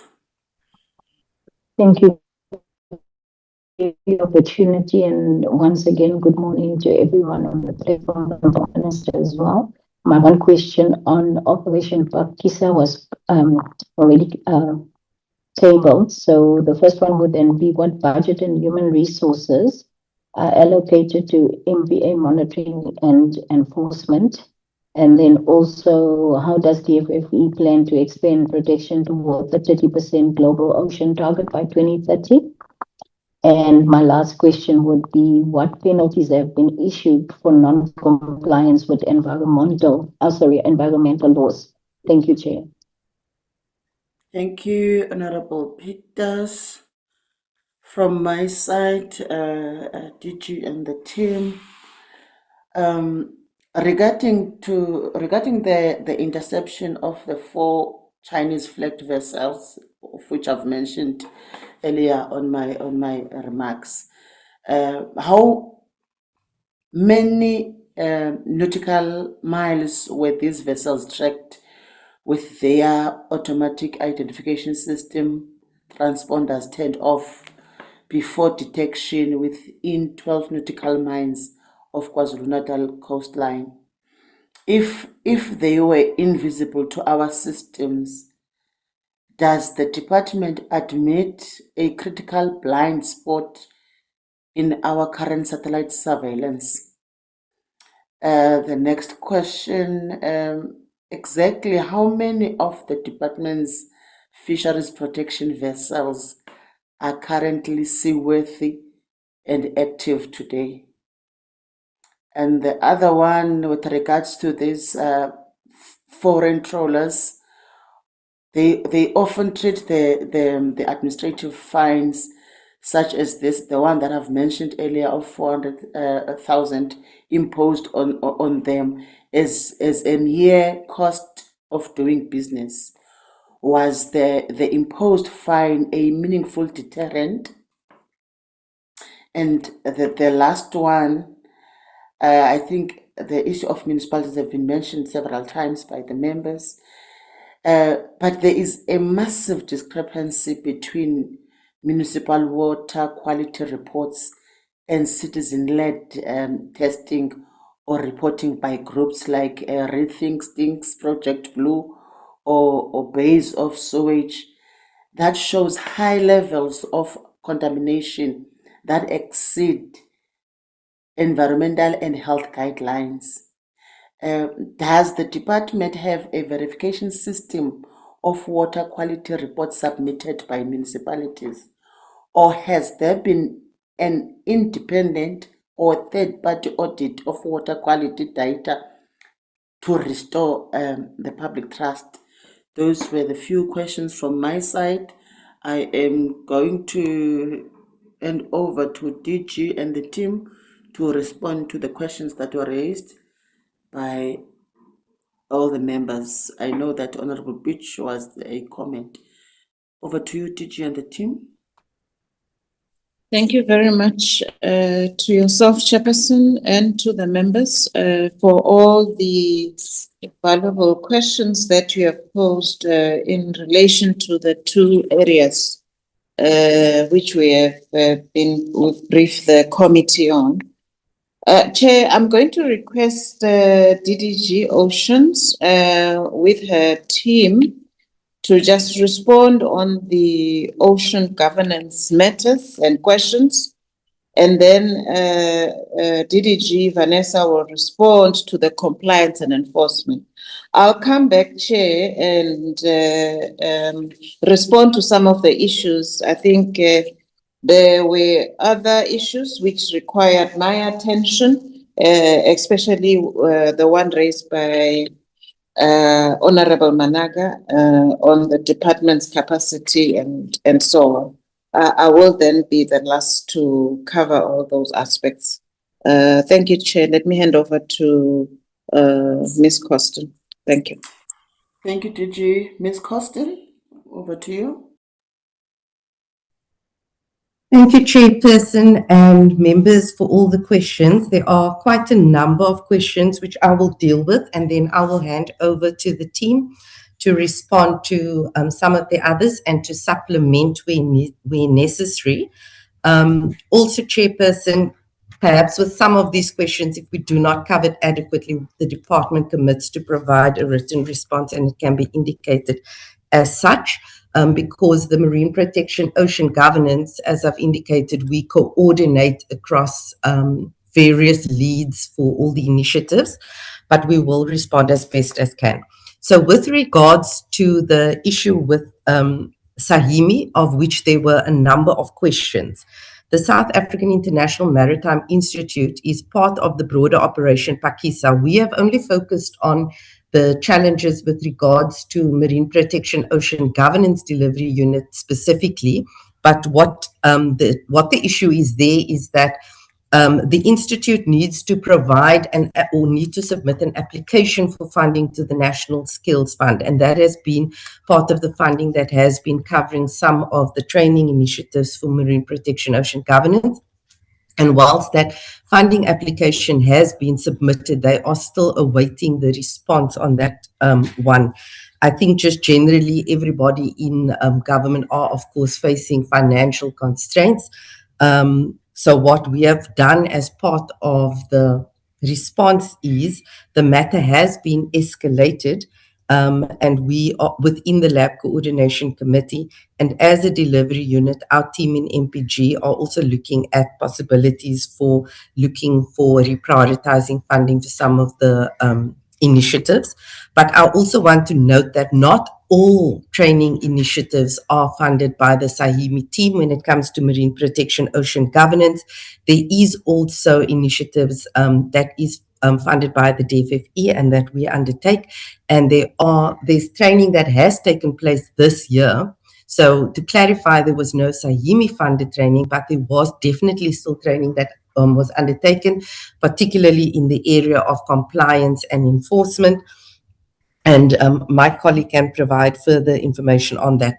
For the Sahimi funded training for 2025-2026 financial year, the intention was to look at skipper training for the coastal monitors. And what we are trying to do is to see if we can reprioritize from within our own programs for that, noting that, of course, there has also been budget reductions that has come from National Treasury.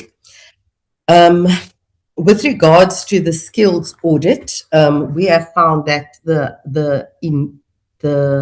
audit that was done in 2018, which identified various areas, that is still applicable. So that still informs the training that will be undertaken. And my colleague, who is the director of the delivery unit, can also respond further on what that particularly is, and also on the details around the harbour and ports and the training that has taken place within 2025-2026 to date. The broader issues with regards to the impact of Sahimi not getting the funding from the NSF, I think, Chairperson, that is one that we would need to engage Sahimi for a proper response onto the committee, particularly as it relates to the members' questions about attracting international students, the infrastructure for this and those things, because our presentation really only focused on the impact on the marine protection ocean governance. but we can engage to get further detail and perhaps also via the DHET under which Sahimi falls. Then the questions with regards to the National Pollution Lab. Yes, there was a breach of contract. The department did correspond with the university and the lab with regards to how it could be mitigated. But in the end, a letter of termination has been served for that contract. And we are, as I've mentioned, looking at various other options, given that the lab could not get accredited in time.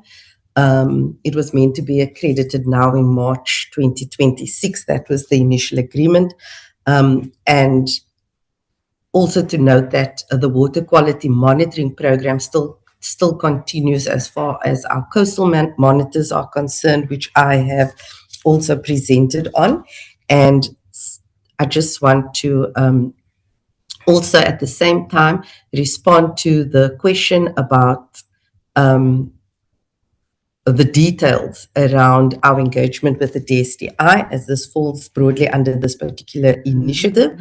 So with regards to the how we are looking to address this challenge with the National Pollution Lab, the department, as I indicated, is currently engaging with the Department of Science and Innovation, as they have what is called the African Coelacanth Ecosystem Program Joint Marine Lab. And that is hosted there with the NRF and SAB, and it provides specialized modern lab infrastructure to build capacity in marine science and also foster regional multidisciplinary research at the 4 historically disadvantaged institutions in South Africa. So so that is the initiative that we are looking at. So to see how we can use that particular already set up lab to meet some of the objectives and to carry on the research that is required. That's on the lab. Okay, then with regards to the OSIMs and the questions around, you know, it not just being utilized for an information repository.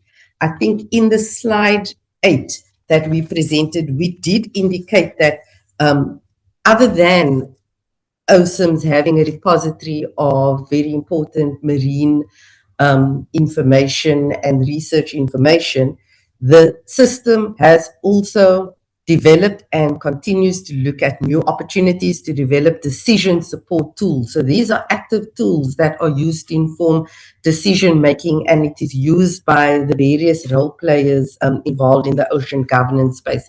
So I did mention intelligence gathering with the integrated vessel tracking. Also, if there are lives lost at sea, there is sometimes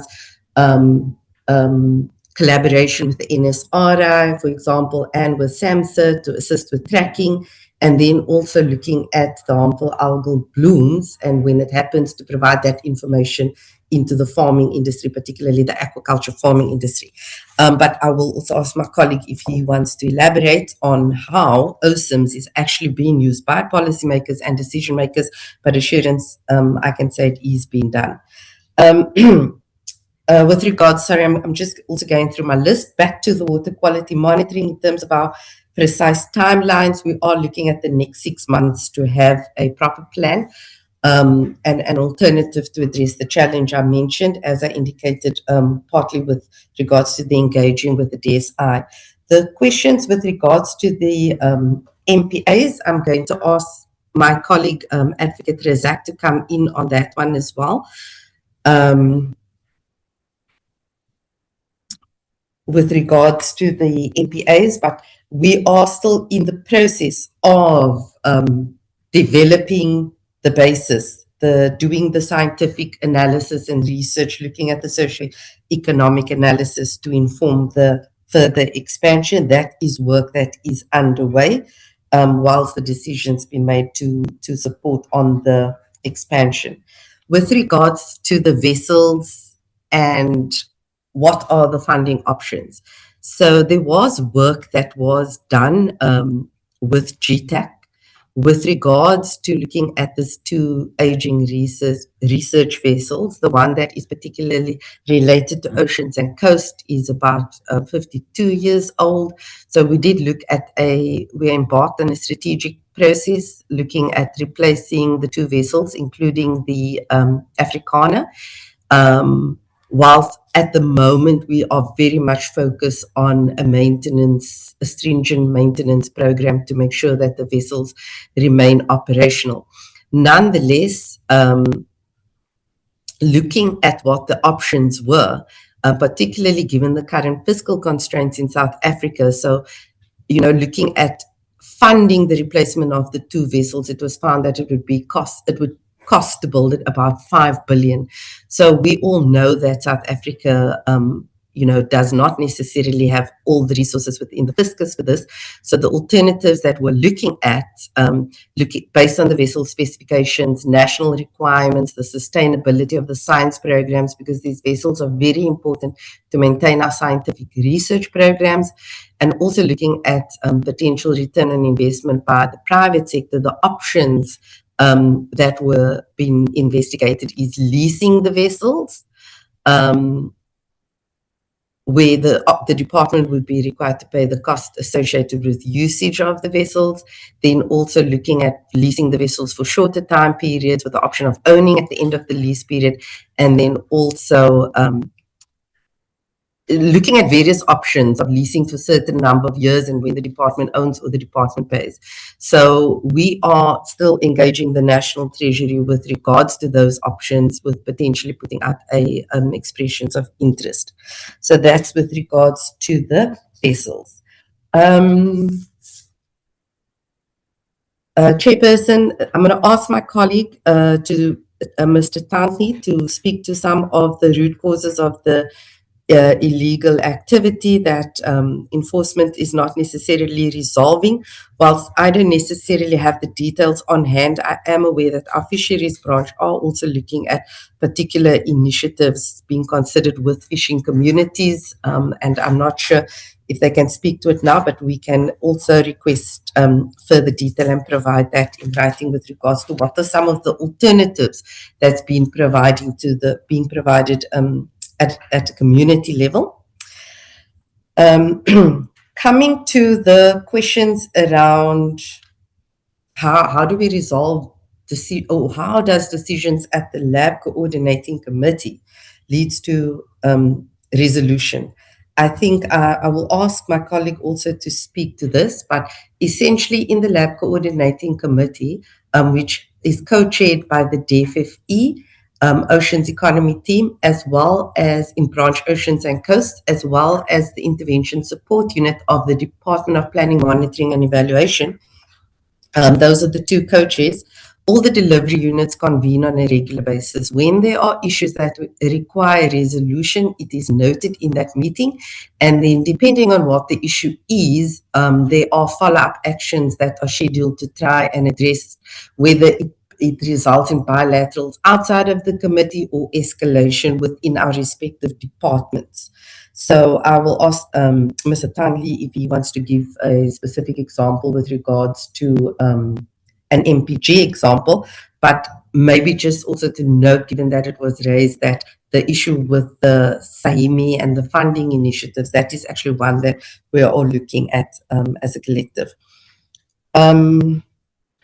Questions regarding the legislation. I'm sorry, I think I skipped that one and not necessarily going in order now, but questions with regards to the legislation, challenges with MSP, and what legislation is being reviewed. The MSP is the main legislation that the FFE has put in place in order to look at the balance between environmental protection and ocean economy initiatives, because that is what the marine spatial planning process is about. And currently there are no plans to review or amend this legislation, whilst we are, as per the legislation prescribes, developing the sector plans and then the area plans.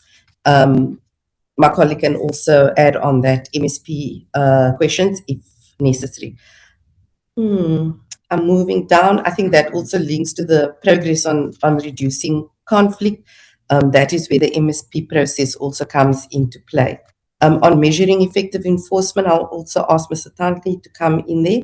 And then just also with regards to what role does DFFE play with Operation Phakisa?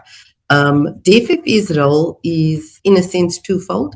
As I mentioned, the Secretariat for Ocean Economy, Phakisa, is within the DFFE Oceans and Coasts, and then DFFE also hosts the Marine Protection and Ocean Governance Delivery Unit, which is responsible for implementing the 3-foot plans, which is the roadmap that was decided when Operation Phakisa was put into play from 2014. So the role on the one hand is the Secretariat that coordinates, facilitates, reports and analyzes across all ocean economy initiatives, and all the focus areas that I mentioned in my introduction of the presentation. And the other role is specifically to implement and coordinate all marine protection ocean governance initiatives. With regards to what are some of the specific outcomes of Operation Phakisa more generally, the way the Operation Phakisa methodology was set up was to have 3-foot plans or actions that the various delivery units needed to give effect to. And those actions and activities are at various stages of implementation across the various delivery units. So I think the overall average across all focus areas is about 66% of implementation. That was at December 2025. Operation Phakisa was also to focus on job creation and investment, and the reported figures that we have from the various delivery units, there is just under 23,000 jobs that have been created since Operation Phakisa was incepted, and then also of investment of about 44.8 billion. And these are as reported as the various delivery units. But for each one of the delivery units, whether it be marine manufacturing, aquaculture, oil and gas, coastal marine tourism, small harbour development, there are also progress that can be reported under each one of them. I'm maybe just going to flag some highlights. With marine transport and manufacturing, there has been a number of major infrastructure upgrades for the maintenance and upgrade of existing ship repair facilities across the ports. Aquaculture has been implementing a number of projects that is aimed at increasing the production and also employment within the aquaculture sector. Offshore oil and gas is focusing on exploration rights. Coastal and marine tourism also looking at infrastructure projects across the coastal provinces. Small harbour development is looking at feasibility studies across various areas, Port St. John's, Port Nolloth, Port St. Shipston. So, and looking at revitalization efforts. So there has been progress across all the units. I've just, in a nutshell, presented some. Okay, and then I did not get precisely the question on the Chinese vessels with regards to nautical miles, but we can also respond to that one in writing if I can just get that one again. And then on the fisheries vessels, I think our colleagues from the fisheries branch are in the meeting if they would like to respond to that. Chairperson, with your permission, may I hand over to the Director of Marine Protection Ocean Governance to cover some of the outstanding matters, supplement where necessary, and then I will ask Advocate Razak to come in just to outline any additional information on the questions with regards to marine protection areas. Okay, Ms. Costin, you wanted me to repeat the question with regards to the Chinese flagged vessels? Yes, please. Let me repeat it before I hand over to the next person to respond. How many nautical miles were these vessels checked with their AIS transponders turned off before detection within 12 nautical miles of the KwaZulu-Natal coastline? if they were invisible to our systems, does the department admit a critical blind spot in our current satellite surveillance? That was the question. I hope you've captured it now. Yes, thank you, Chairperson. Thank you, Ms. Costin. I am going to hand over to the second person to respond to the questions.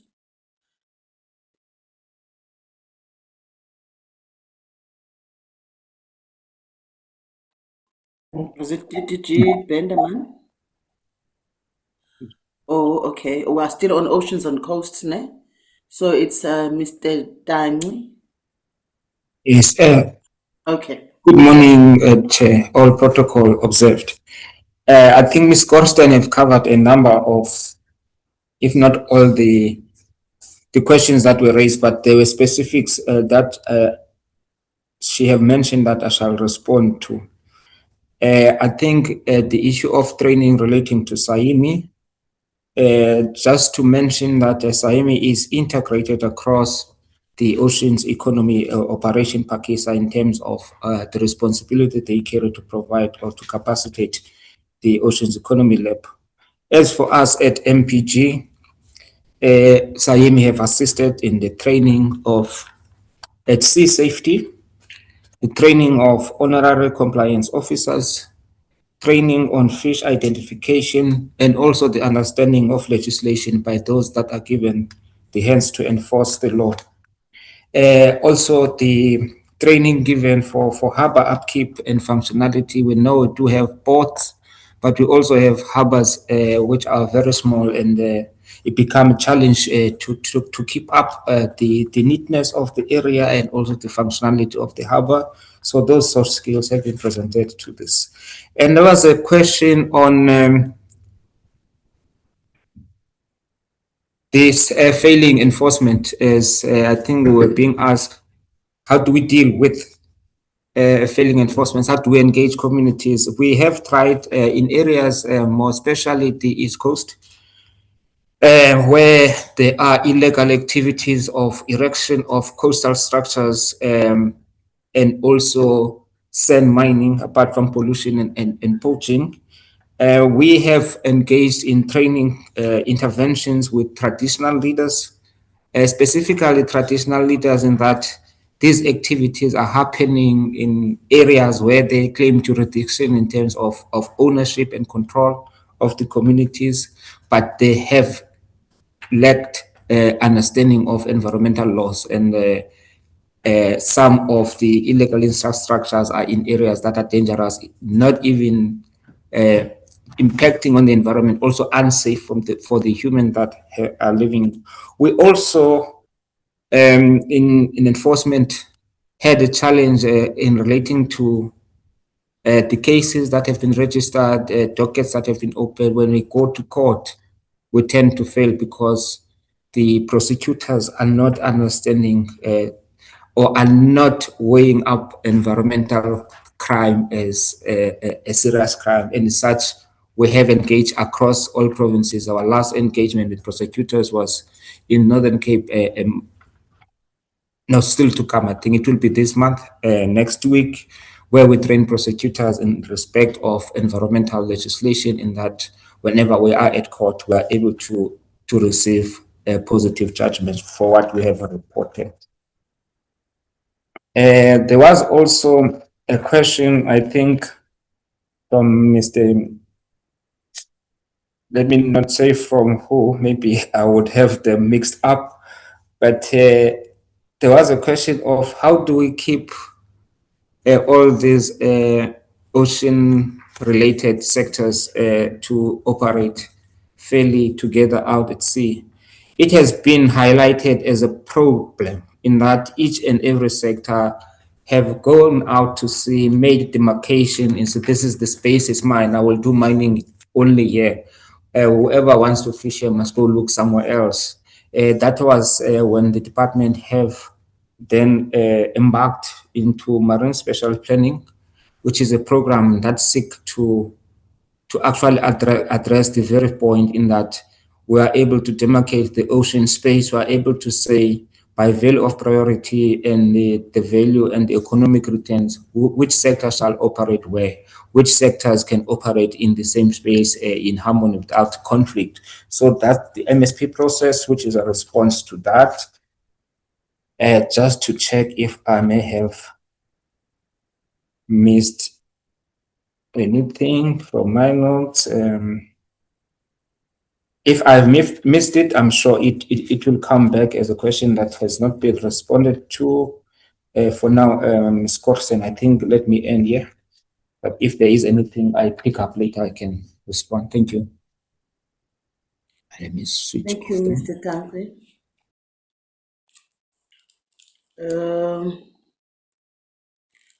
Who was the second person, Ms. Corson, to respond, so that we are done with Oceans on the Coast and move to Ms. Benderman?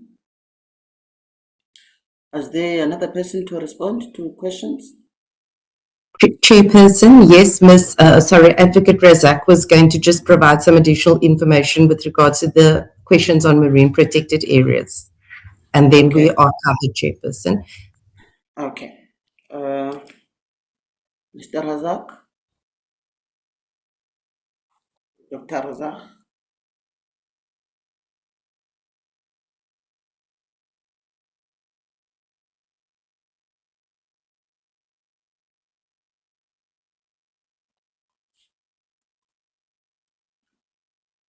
Ms. Costin? Seemingly your person is not ready. Can we then move to DG Benjamin? Sorry, Chairperson, Advocate Razak was talking. Was it not audible on your side? Okay. Let me see. Okay. Advocate Razak? His mic is on, but we can't hear him. He is not muted. I'm trying to.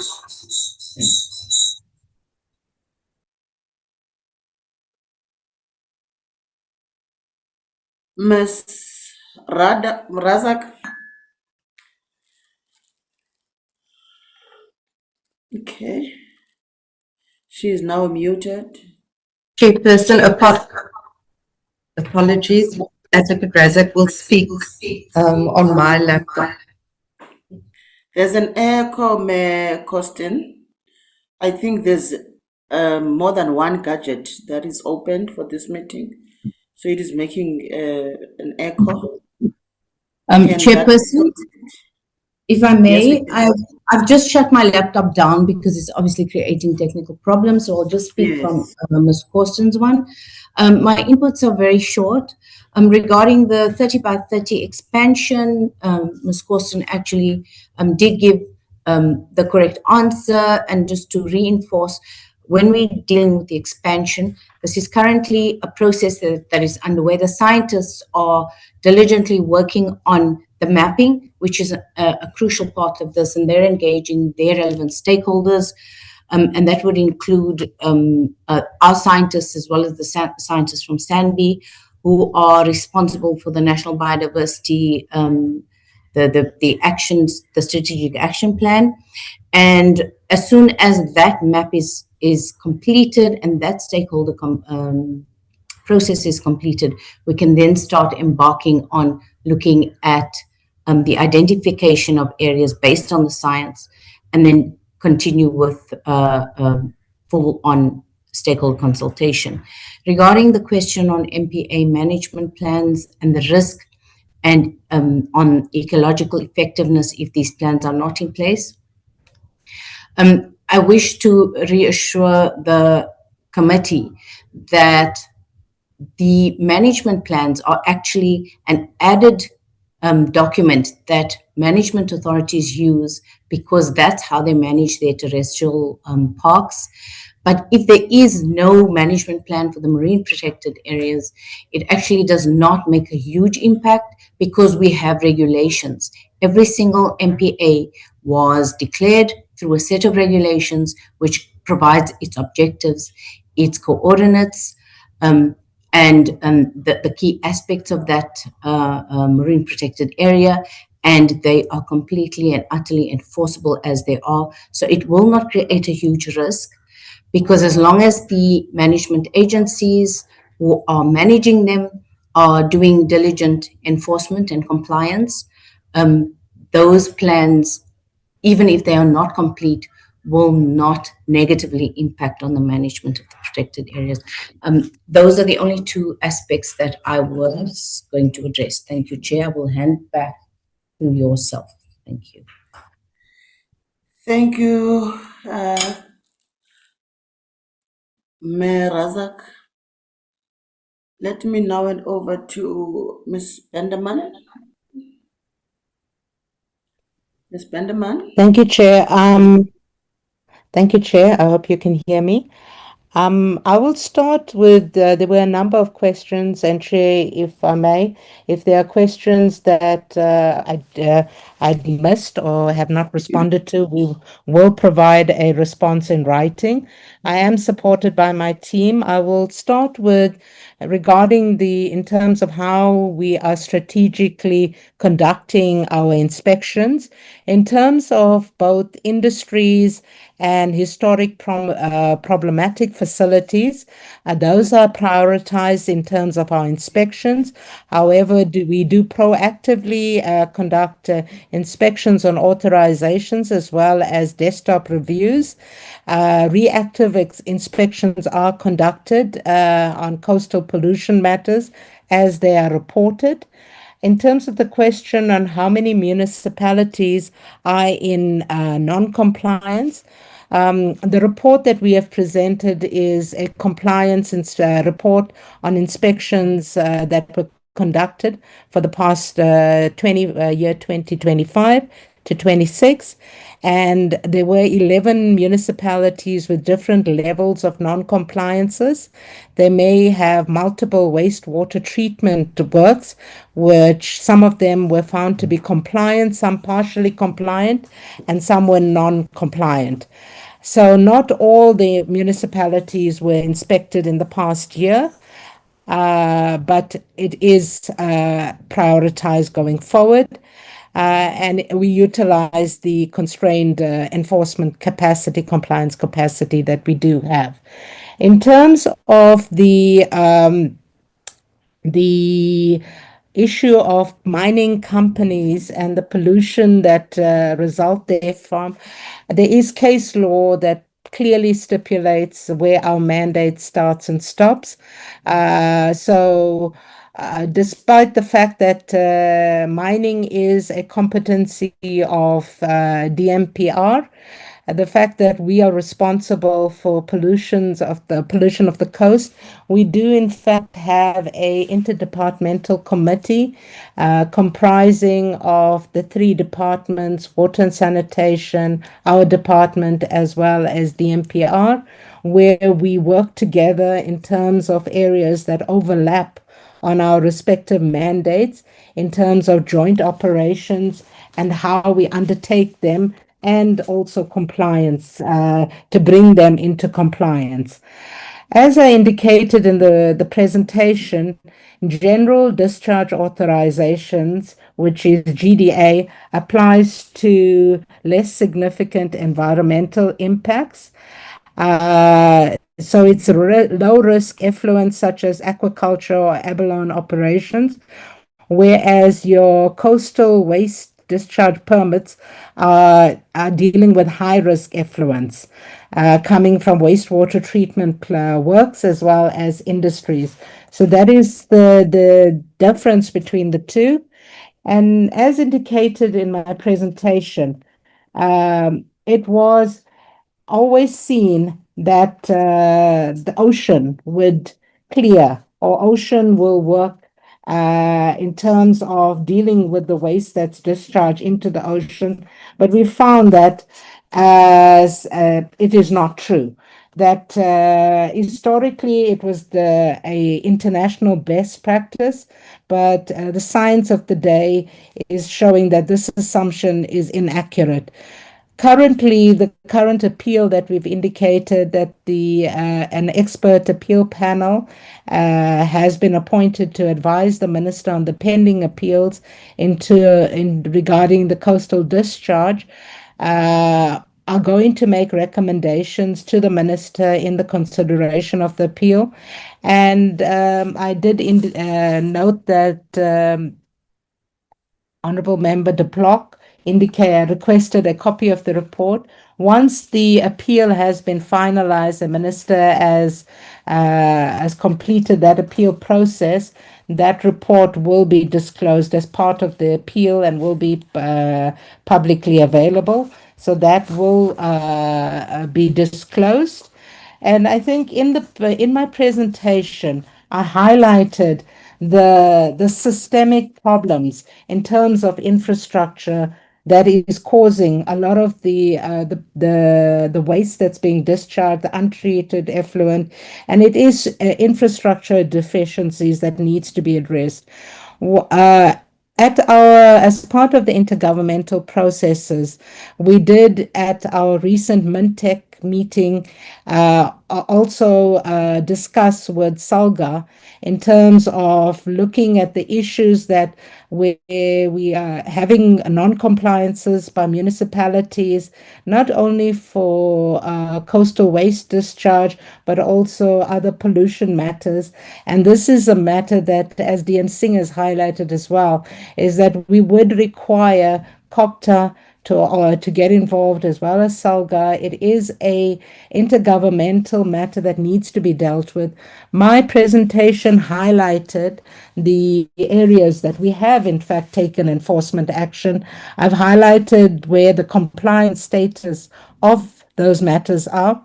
As the previous presenter indicated, the issue is that even the public prosecutor, the DPP, want us to first exhaust intergovernmental processes before taking criminal action or prosecutorial action. What we are working at is, apart from the training of the prosecutors to ensure that when matters are lodged and a criminal case is open, that be treated as a criminal matter and prosecution takes place. But it does not fix the problem, and that is the issue that we are trying to get to in terms of our proposal. It needs a strategic intervention. The treatment, the wastewater treatment works, the way the structure has been designed needs to be fixed, and a lot of the retrofitting of this infrastructure and the cost and benefit analysis needs to be undertaken if we want to deal with this, to comprehensively deal with the non-compliances currently taking place. So apart from prosecuting, we need to ensure that the infrastructure is dealt with, and the mandate for municipalities are with the municipalities as well as DWS and DPWI. So these are some of the areas that we are engaging with the respective departments to try to bring them into compliance, because they, in terms of the question was asked whether we can take immediate action to stop the municipalities from polluting or discharging waste into the coastal waters.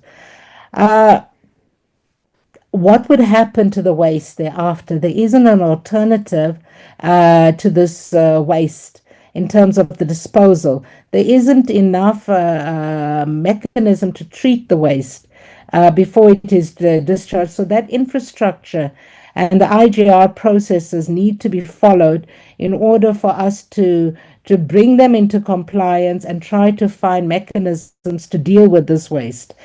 In terms of the coastal in terms of protection of the coast, we do have the fishery control officers that we are training and designating as EMIs as well.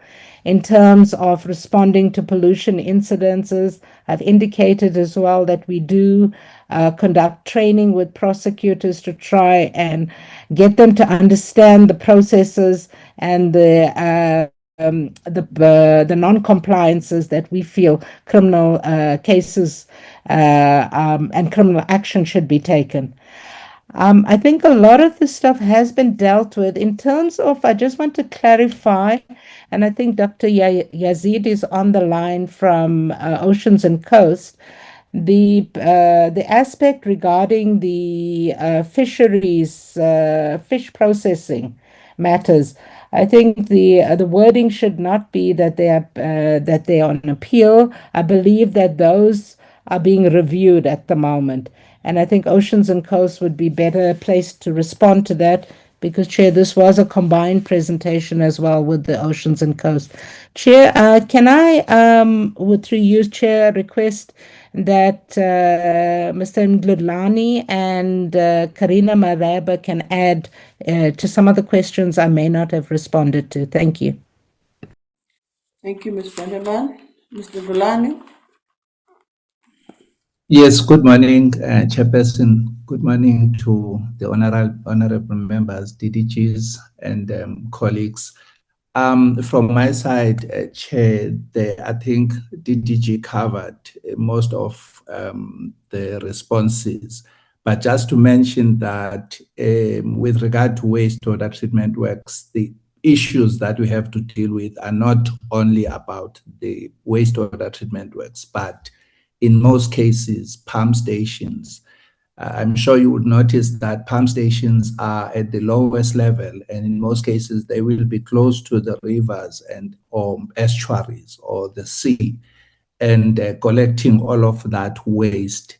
Now, most of the pump stations that unfortunately no one wants to take ownership of them because the responsibility lies between the Department of Water and Sanitation and the municipality.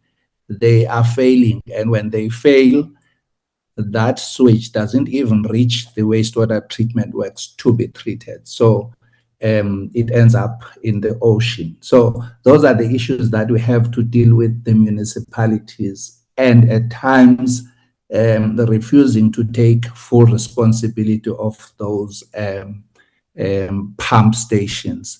Otherwise, I think, Chair, everything is covered. Also, fisheries can speak to this. There's honorary officers that are appointed by fisheries.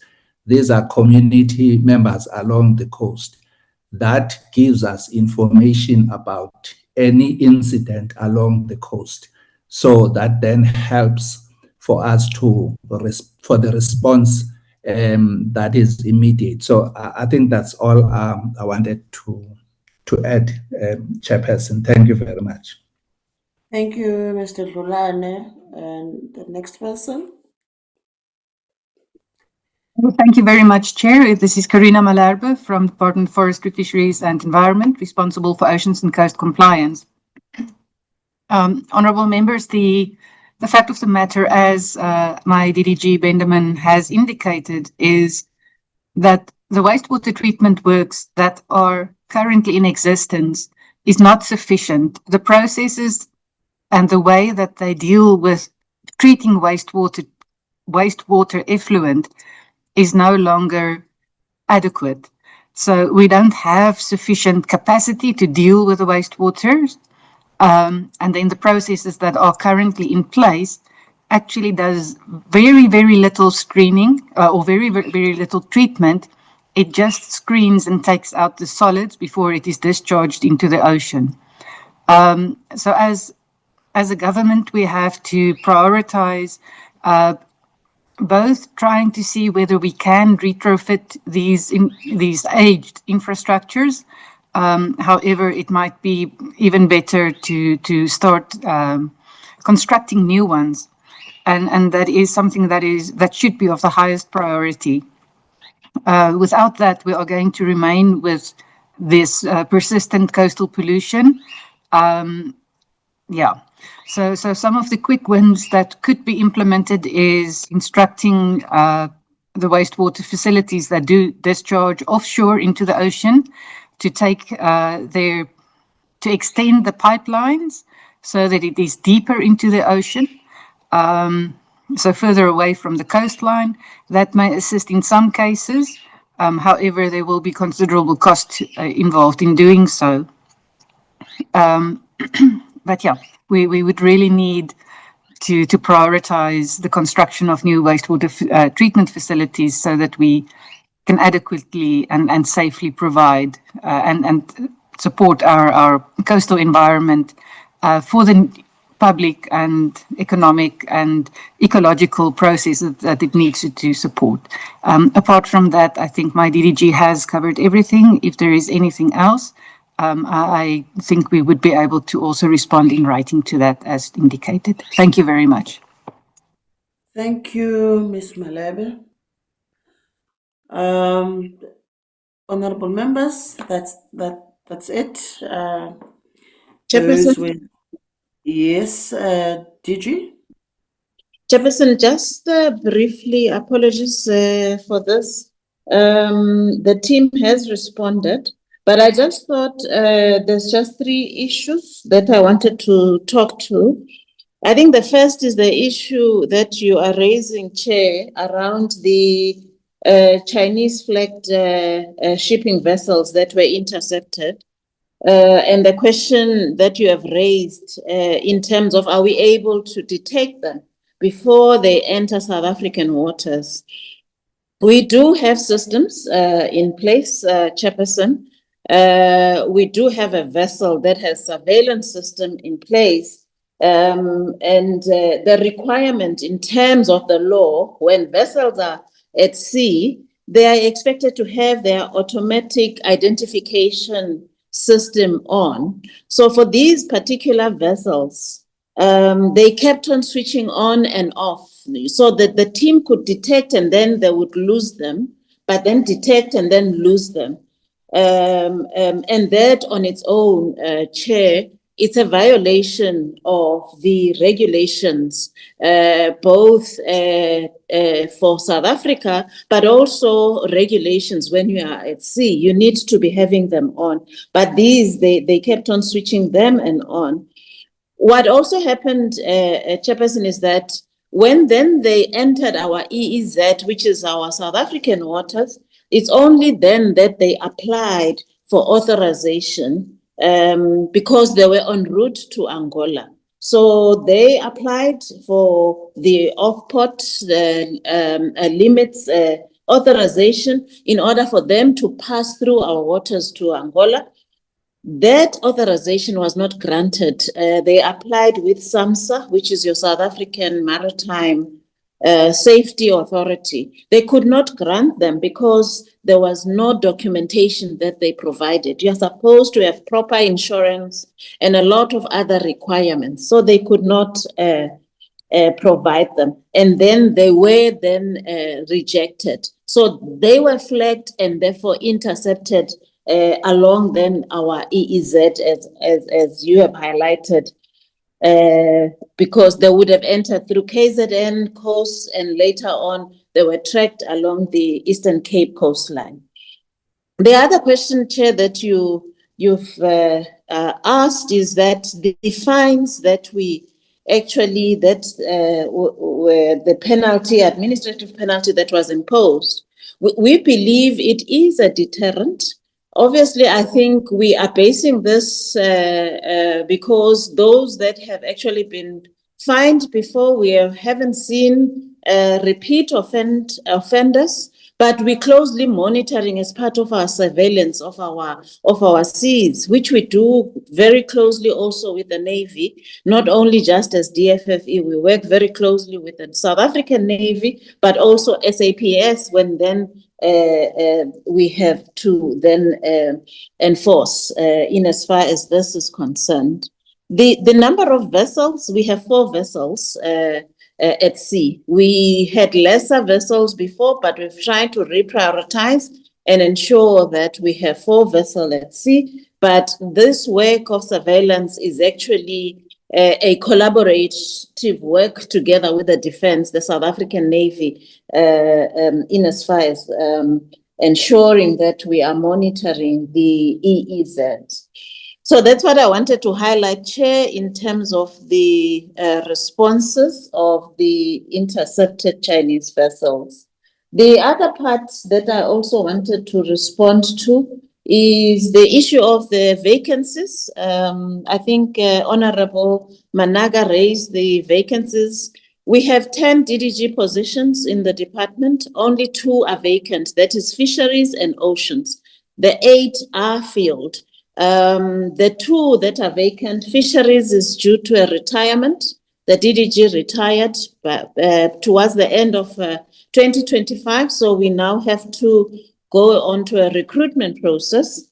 But for OC, the second one for OC, the DDG is going through disciplinary process. So we would have removed the DDG, not suspended, allocated them different responsibilities so that they don't interfere with the work of the branch, given that the disciplinary is focusing on mismanagement in terms of the functions that DDG was tasked on. But we're hoping to fast track that disciplinary process so that we can conclude and have a clear sense on how we stabilize the branch in as far as OC is concerned.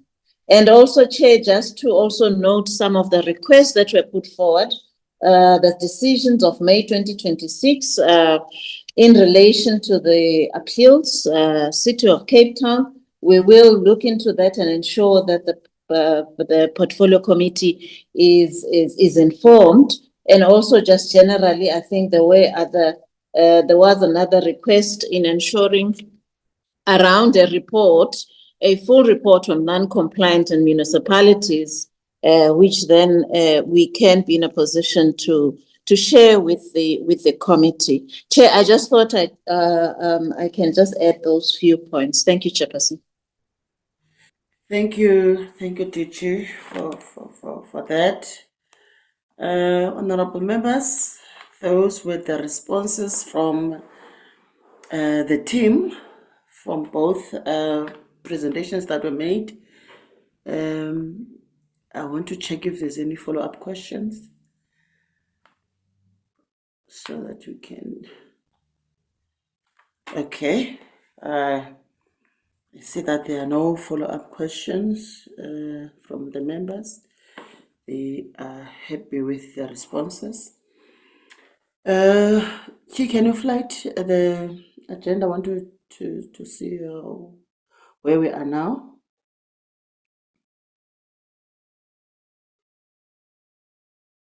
Oh, okay. We are now on the last item. Okay, before we close, I want to just go through the resolutions of our meeting. One, we would require details on SAIMI funding to be submitted in writing. The second one, details on what is provided to fishing communities to support their livelihoods and combat poaching, to be submitted also in writing. And the due date for those 2 questions is the 14th of April. And also, in 3 months' time, we will need a copy of the plan to address water quality test following the termination of agreement with the university. And again, the department should consult the Department of Water and Sanitation and return to the committee with timelines, budget requirements, and draft action plans for addressing each recommendation. You know, this open-ended recommendations result in a lack of implementation, so we can't afford that. We will convene another meeting, possibly in June, to receive an update on the implementation of the tabled recommendations. And also the outcome of appeal process that is due at the end of May to be submitted to the committee. Those are the resolutions, honorable members and colleagues, for today's meeting. Let me take this opportunity and thank all of the members for being present in the meeting. Also, Honorable Singh in his absentia, DM Singh, and DG and the team, our support staff, and all who has attended our meeting. Thank you for attending this meeting, and also thank you for all the valuable inputs that were shared in this meeting. Thank you. The meeting stands adjourned. Thank you, Chair. Thank you, Chairperson. Thank you. Recording stopped.